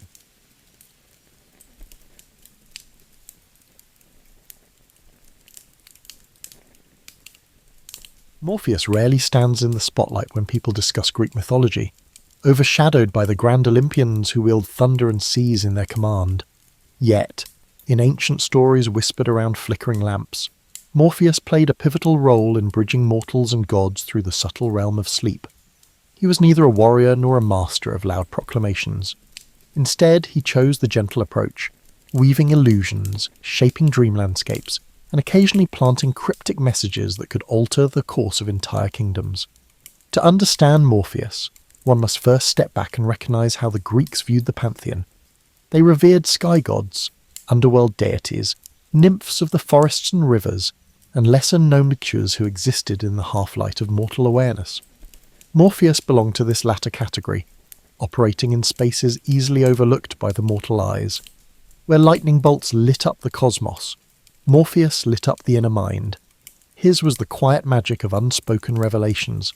He was typically described as the son of Hypnos, the personification of sleep, whose children were called the Oniiroi, or dreams. Yet Morpheus stood out even among his siblings. He had a unique talent, the ability to shift shapes and appear to dreamers in whatever form best conveyed the gods' messages.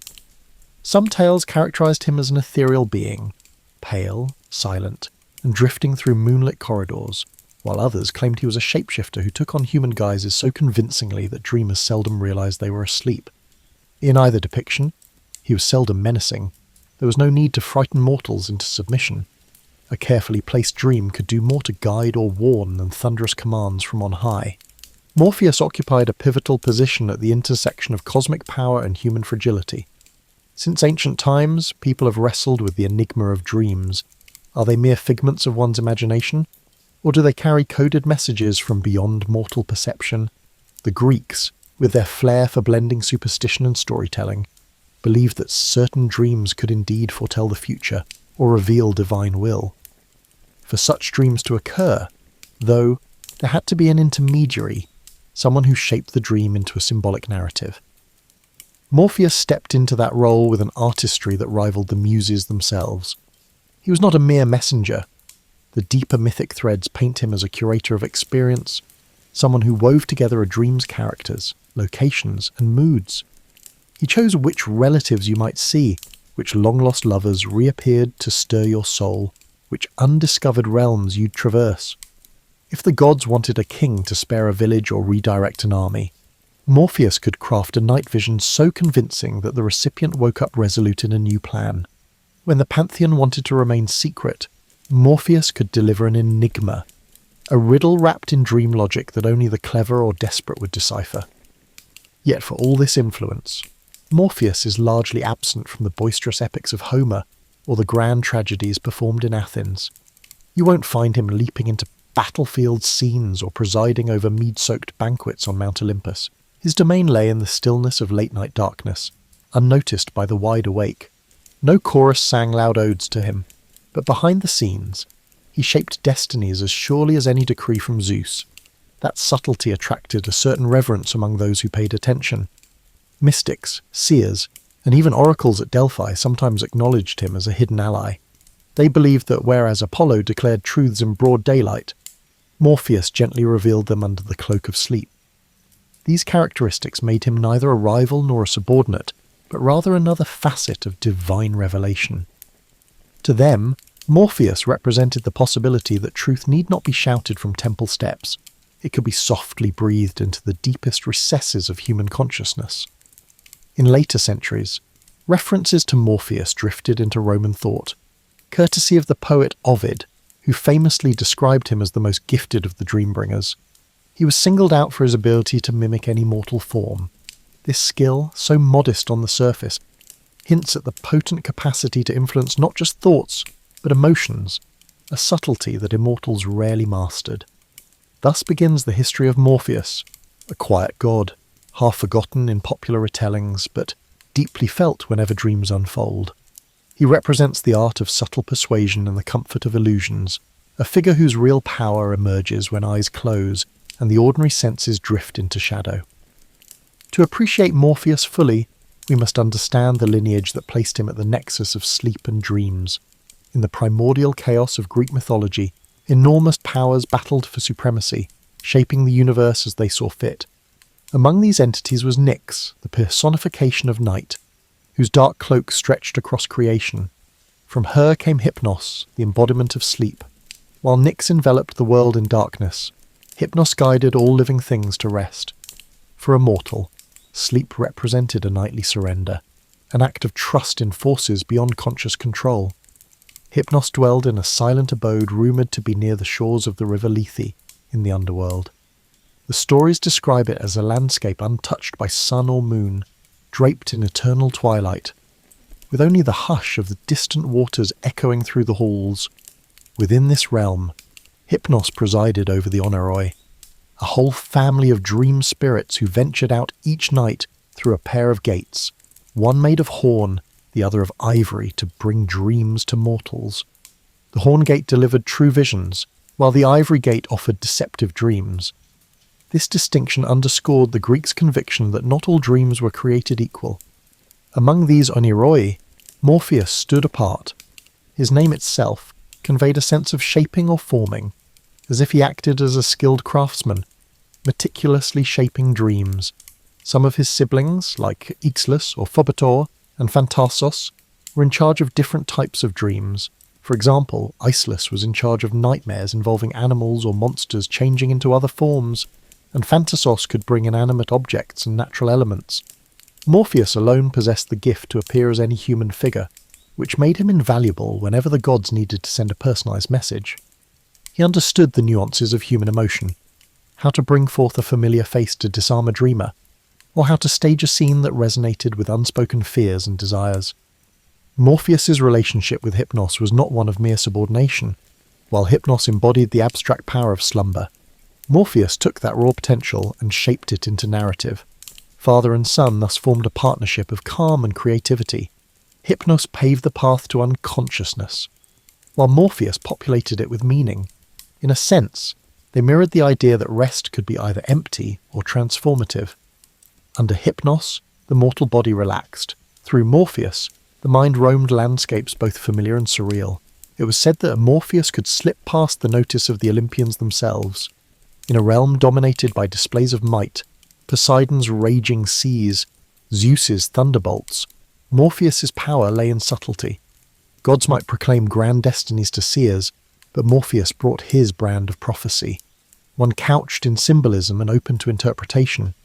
Any shift in a dream's plot, any cameo by a lost loved one, could spin fate in unforeseen ways. This quiet potential set him apart from other deities known for direct, sometimes violent intervention. In certain esoteric traditions, priests would leave offerings to Hypnos and the Oneiroi when interpreting dreams.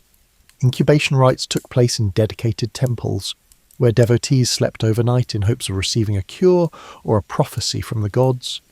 Morpheus played a starring role in these nighttime visions, sculpting experiences that might heal, warn, or guide, though rarely given the spotlight in epic poetry. His presence was keenly felt by those who sought divine interaction without the spectacle of oracles or the hustle of public ceremonies. Over time, as Greek culture spread and mingled with other civilizations, the concept of Morpheus evolved. In some local myths, he was depicted less as a subordinate to Hypnos, and more as an independent god of illusions, free to intervene or withhold as he saw fit. His fluid boundaries gave him a certain mystique. Mortals who believed in him imagined that their late-night revelations weren't random flickers of the psyche, but carefully tailored messages from a divine guide. Of course, skepticism existed even in ancient times. Not everyone believed in the significance of dreams. Philosophers like Aristotle treated dreams largely as mental byproducts of daily activities. Others dismissed them as illusions that lured people away from rational thought. But for those who embraced the mysterious, Morpheus was a comforting figure, a deity who shaped intangible narratives. either as gentle warnings or sources of unexpected inspiration. In this way, the lineage of Morpheus, the quiet synergy of night, sleep, and dreams, symbolized the Greeks' deep fascination with the unseen dimensions of life. Within the hushed intervals of slumber, it was Morpheus who held the keys to imagination, bridging mortal concerns and divine intentions through a world woven from ephemeral shadows. Unlike gods who clamoured for shrines, Morpheus often arrived uninvited, slipping into mortal minds without ceremony. But references to him do emerge if one sifts through fragmentary texts, second-hand accounts, and the poetic flourishes of authors who found meaning in the dream realm. Among these, the Roman poet Ovid left one of the most detailed portrayals, cementing Morpheus's image as a master shapeshifter. Though Ovid wrote in Latin centuries after Homer, his verses revealed a fascination with the intangible realms of dream, further interweaving Roman and Greek perspectives. In Ovid's Metamorphoses, Morpheus is one of three brothers, each responsible for different aspects of dreaming. But Morpheus receives pride of place as the one who can mimic human forms. When the gods, especially the goddess Iris, needed to slip a message into a mortal's mind, Morpheus would be summoned. He would take on the likeness of a friend, a family member, or a beloved mentor. The subtlety of his craft was its force. He achieved through gentle suggestion what thunderbolts could not. Mortals, awaking from these dreams, often felt compelled to act with a conviction that reason alone rarely mustered. Yet behind this skill lay an irony. Morpheus himself appeared in a few face-to-face encounters with mortals. A shapeshifter by profession, he did not sport a signature visage in the stories. He might show up as an old shepherd or a radiant youth, whichever best carried the god's intent. This anonymity magnified his mystique. Though recognised as a deity, he was simultaneously anyone and no one. Averse to dramatics, Morpheus seemed content to remain overshadowed by more flamboyant gods. Perhaps he recognised that anonymity was power. No one begged him for favours. No armies prayed for his intervention, and no temples were built where worshippers might harangue him with pleas. He did his work quietly and receded into slumber's twilight. That is not to say he lacked humour or emotion. In a few lesser-known stories, bards allude to Morpheus toying with dreamers, weaving in playful illusions. A tired traveller might dream of a lavish banquet only to wake up starving, cursing the false feast. A spurned lover might dream of reconciliation, only to awaken to the sting of reality. Occasionally, these illusions serve to teach lessons, moral messages about humility or gratitude, though they also reveal Morpheus's capacity for whimsy. Even gods, it seems, can entertain themselves with mortal foibles. His domain extended beyond mere illusions, however. Morpheus was said to have some sway over memory, a trait inherited through his lineage from Lethe's waters. While not as comprehensive as Mnemosyne, the titaness of memory, he could stir recollections long buried, bringing past joys or sorrows back into sharp focus during dreams. This occasional stirring of old memories sometimes acted as a catalyst for mortal decisions. A warrior might remember a childhood promise and thus abandon the battlefield, or a grieving mother might recall the face of her lost child, finding solace or renewed determination upon waking. Crucial to Morpheus's influence was the fact that mortals rarely recognized his presence. They might blame the strangeness of dreams on a bad meal, or consider it a fleeting mood. Few realized that a divine hand had crafted the scenarios unfolding behind their eyelids. Those who did suspect a supernatural cause usually assumed it was a broad gesture from some Olympian, not the specialized artistry of a lesser-known deity. This was Morpheus's hallmark, to shape fates without demanding recognition. In certain Orphic traditions, the mention of Morpheus is accompanied by rituals intended to court beneficial dreams. People might write prayers or incantations, hoping for a vision that clarified a dilemma or revealed hidden truths. These rites were more private than the grand festivals for Demeter or Dionysus. They involved quiet petitions, often performed at bedside altars. A cup of warm drink, a simple token left under a pillow, or an inscription repeated before sleep might invite his favour. If results came, they were ephemeral, a dream that might fade by dawn, leaving behind only an inarticulate sense of guidance. Gradually, as Greek culture gave way to Roman rule, Morpheus's name and role adapted. The Romans had their pantheon, but they also absorbed Greek deities, translating them into Latin forms or merging them with local gods. Morpheus found a place in this cultural tapestry, aided by Ovid's literary gifts. His shapeshifting grew into an enduring metaphor for the power of dreams to challenge the status quo, to give mortal minds a glimpse of possibilities otherwise unreachable. That notion that something intangible could spark real-world change proved resilient. Even after temples crumbled and pantheons lost their worshippers, the idea lingered, quietly echoing whenever humans closed their eyes and wandered into the land of sleep.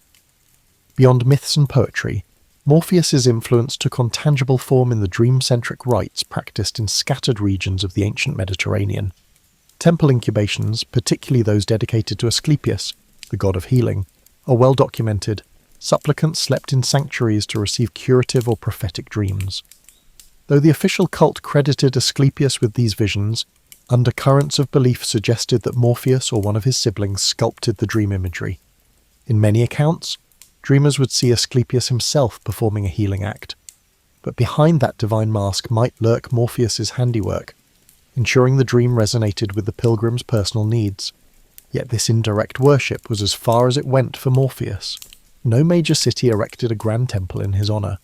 His name does not appear on long lists of civic gods who protected armies or oversaw commerce. In a culture that often prized the dramatic, victorious battles, epic voyages, monstrous confrontations, Morpheus's domain seemed too nebulous for large-scale devotion. Dreams were deeply personal, fleeting experiences not easily shaped into public festivals. This subtle presence, however, lent Morpheus a curious universality. He was accessible to everyone, king or peasant, without the need for elaborate ceremonies. A fisherman dozing by the shore might receive a warning dream about an approaching storm, courtesy of Morpheus. A farmer's child might glimpse a future bride in a fleeting reverie. Although such visions were unpredictable, they reflected a certain democratic aspect of his power. No mortal was too lowly or too exalted to receive a nighttime visitation. Philosophical schools took varied stances on dream deities. The Stoics viewed dreams with skepticism unless they aligned with virtue or reason. The Epicureans dismissed them as mental residue with no supernatural origin.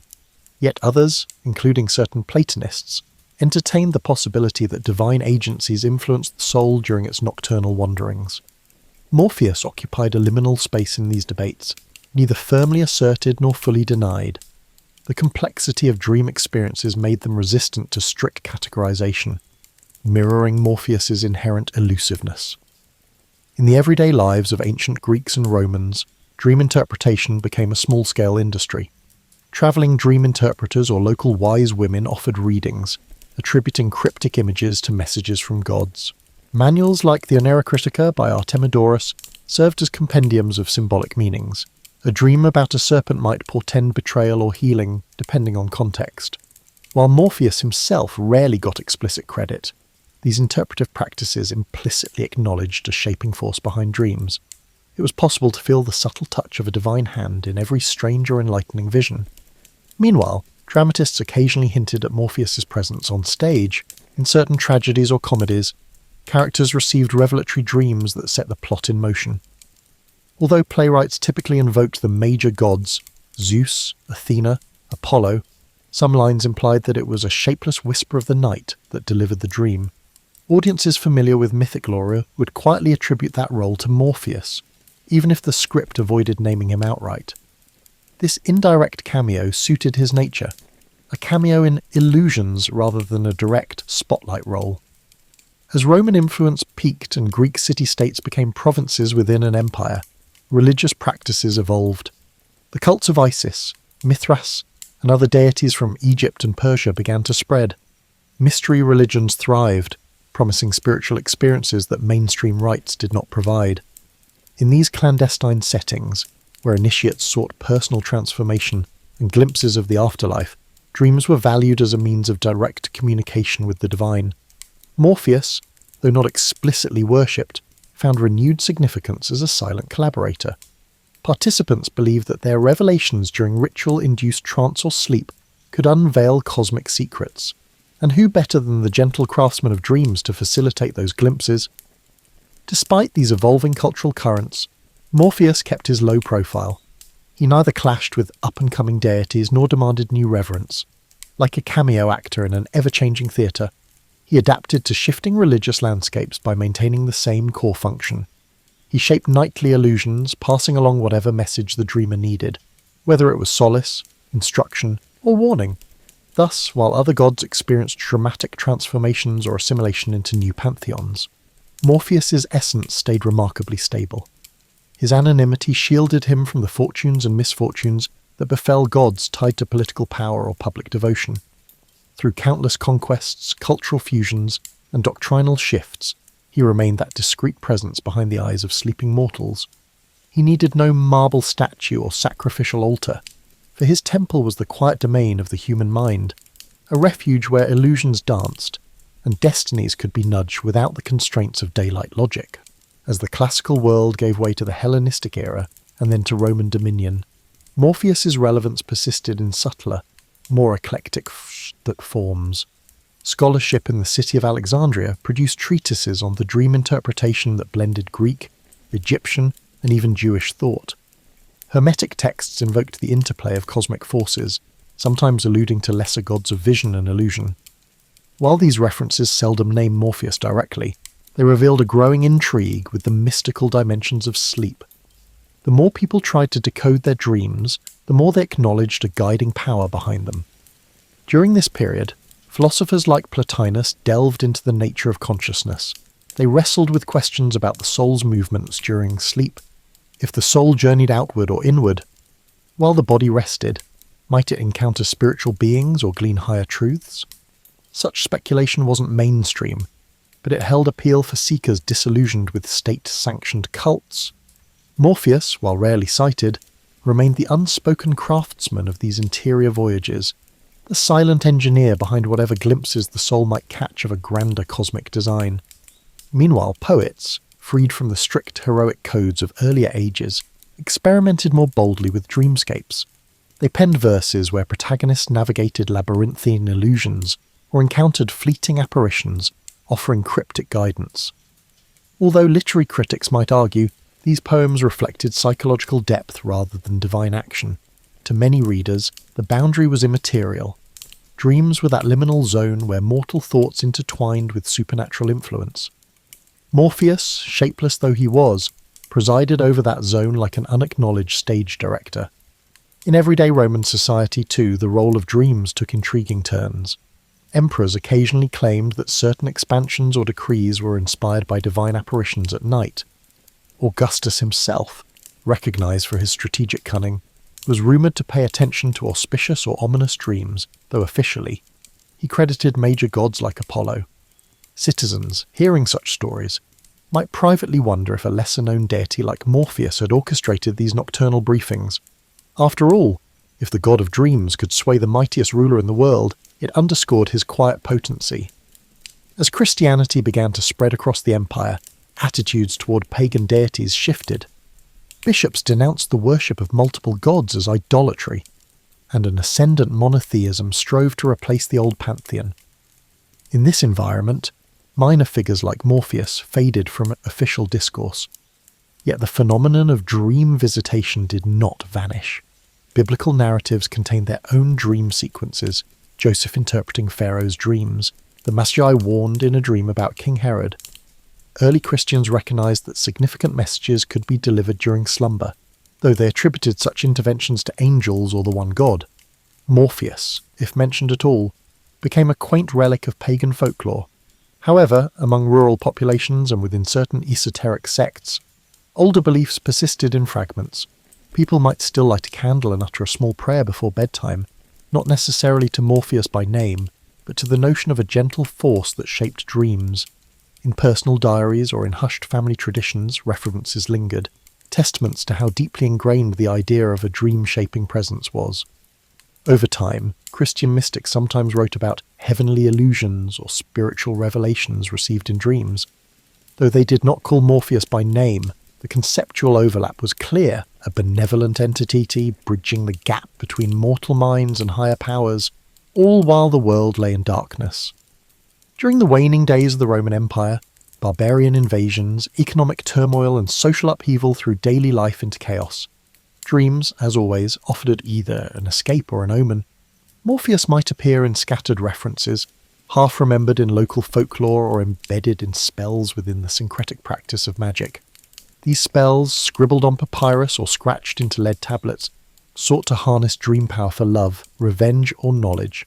In some, the incantation invoked a shape-shifting figure of night, a shadowy being able to emulate any human form. The text might use Greek or Latin synonyms, never explicitly stating Morpheus, but the lineage was clear to those who knew their myths. By the time the Western Roman Empire collapsed in the 5th century CE, the tapestry of old gods had unravelled in public life. Grand temples stood empty, their rituals undone, yet the intangible realm of dreams persisted as a private frontier. Morpheus, whether recognised by name or not, retained his function. As centuries slipped by, he would shape-shift again, receding deeper into cultural memory.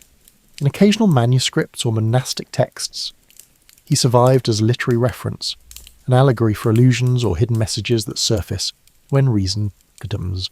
The twilight of antiquity thus set the stage for a Middle Ages in which classical gods receded but never vanished entirely. Like seeds buried under layers of history, their legacies lay dormant, waiting to surface when imagination or scholarly curiosity revived them. For Morpheus, all it required was for people to dream, a condition unlikely ever to fade. Explicit references to Morpheus become rare in medieval Europe. The academic class largely occupied itself with textual analysis and theological treatises as Latin Christendom shaped the intellectual and spiritual terrain. If at all mentioned, dreams were explained as the result of divine or demonic powers. Still, the classical corpus never vanished entirely. Though sometimes covertly, copies of Ovid's Metamorphoses were distributed in monasteries due to the church's conflicted view of pagan literature. Morpheus stayed a weird footnote in these books, a name a conscientious monk or a curious researcher would come upon and question. The handful who did study Ovid or other classical texts came onto someone who resisted simple moral classification. Neither was Morpheus a demon, nor did he fit Christian angelology exactly. Instead, he was a crafter of visions, free from ideas of sin or virtue. Sometimes this ambiguity inspired creative interpretations, particularly in the undercurrents of medieval allegory. Some writers suggested that Morpheus might be used to represent the illusions of the world, his form shifting a metaphor for the ephemeral character of worldly concerns. Still, these readings were occult rather than conventional. Greek philosophy was kept alive and developed in the Islamic world, meanwhile. Dream interpretation flourished in that field, thanks in part to customs derived from the hadiths of the Prophet Muhammad, but references to Morpheus, especially, were few. Still, the idea of a shaping dream creature echoed in mystical Sufi teachings, in which glimpses in sleep may transmit spiritual truths. Although the name Morpheus did not travel much in these writings, the agent who creates significant illusions stayed universal. Europe became quite interested in classical antiquity by the Renaissance. A fresh wave of humanism pushed the study of pagan literature. Scholars rediscovered old manuscripts. Artists found inspiration in Greek and Roman mythology. Morpheus revived in this environment. Poets started referring to him more freely, entwining him into allegorical tales about time, knowledge, and love, though their images differed, since the ancients never offered a consistent iconography. Painters occasionally portrayed him as a winged young man or as a delicate presence hanging over a slumbering person. Beyond intellectual and creative circles, Christianity and local mythology concerning dreams nevertheless affected the public imagination. Common people could talk of night hags or guardian angels, entities visited during sleep, but not so much of an ancient Greek dream maker. But at the courts of Europe, where educated courtiers flaunted their classical knowledge, a reference to Morpheus marked the speaker as well-versed in old stories, a sophisticated illusion. Sometimes masquerading writers of masques and pageaux personified dreams, calling them Morpheus for a little vintage flair. The printing press helped these illusions to proliferate more quickly. Ovid's translations into common languages brought the clever dream shaper a larger audience. Renaissance writers who loved stacking their works with antique themes grew to favour Morpheus. He represented to them the magical ability of illusions, the tempting attraction of imagination, capable of surpassing the physical world. Trusting the audience's increasing awareness with mythic connections, Shakespeare's contemporaries would call for Morpheus in stage directions or comic asides. Morpheus's nature stayed fluid even with this increasing attention. Unlike Jupiter or Venus, who had well-documented personalities and cults, Morpheus was defined essentially by function. This provided writers of plays and poetry freedom. One author would label him an aloof trickster, while another might write him as a kind mentor. Some works confused him with the whole idea of the dream world and attributed any nighttime vision to the arms of Morpheus. At least among the educated classes, this word even seeped into common parlance, a beautiful way to explain falling asleep and a monument to how completely the god of dreams was entwining with Western consciousness. The Renaissance also inspired fresh interest in sleep and dreams in science and medicine.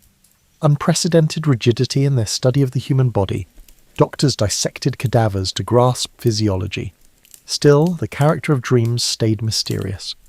While some suggested dreams were the residue of sensory impressions, others suggested they were brought on by vapours or humours influencing the brain. For these newly arrived empiricists, the legendary concept of Morpheus as a physical dream maker was no more convincing. Still, the metaphor stayed with the writers and speakers. It caught something the scalpels and early microscopes could not. The sensation dreams emerged from somewhere beyond normal experience. So Morpheus lived in several worlds concurrently, as the Renaissance gave way to the early modern era. For academics and artists, he was a classical reference, a person who gave creative works depth and vitality.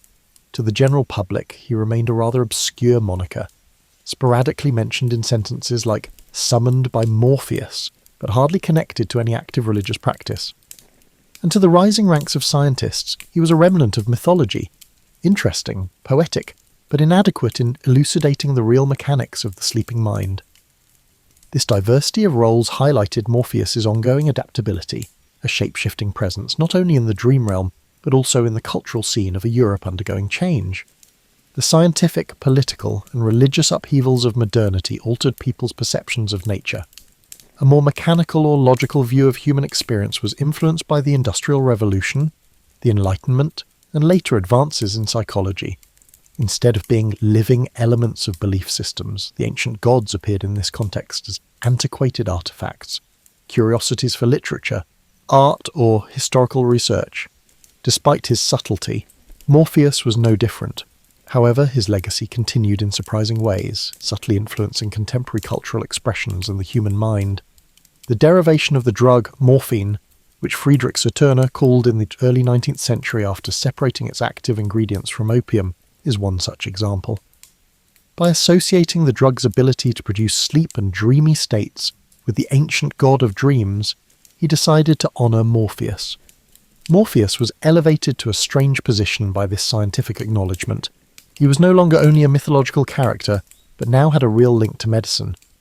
Ironically, the idea that Morpheus facilitated altered consciousness, albeit through chemical rather than divine intervention, was supported by morphine's ability to ease pain and induce visions. He was still mentioned in literature, though infrequently. Enthralled with the mystery of dreams and the human imagination, romantic poets invoked Morpheus as a metaphor of spiritual or creative insight. He appeared in Gothic stories during the Victorian era, occasionally taking the form of a character in dream sequences that made it difficult to distinguish between the real and the fantastical. The power of dream imagery was rediscovered in the 20th century by surrealist painters and fantasy authors who occasionally used Morpheus as a thematic device. Even comic book creators found him to be a fascinating character. Neil Gaiman's The Sandman series, for example, depicted a modern reinterpretation of Morpheus, albeit it was more influenced by modern fantasy than by rigid classical myth. Meanwhile, under the leadership of individuals like Carl Jung and Sigmund Freud, psychology became a recognized field of study. They conducted in-depth research on dreams, examining their symbolic meaning and unconscious function.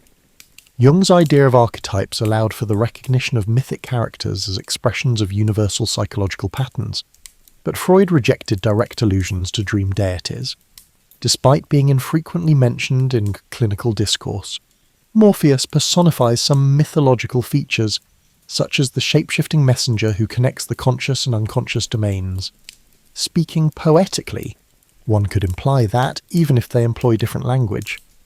A therapist and a patient are really tiptoeing over Morpheus's territory whenever they engage in dream interpretation. Outside of academics, The phrase "the arms of Morpheus" is still used in casual conversation as a charming way to describe someone who is falling asleep.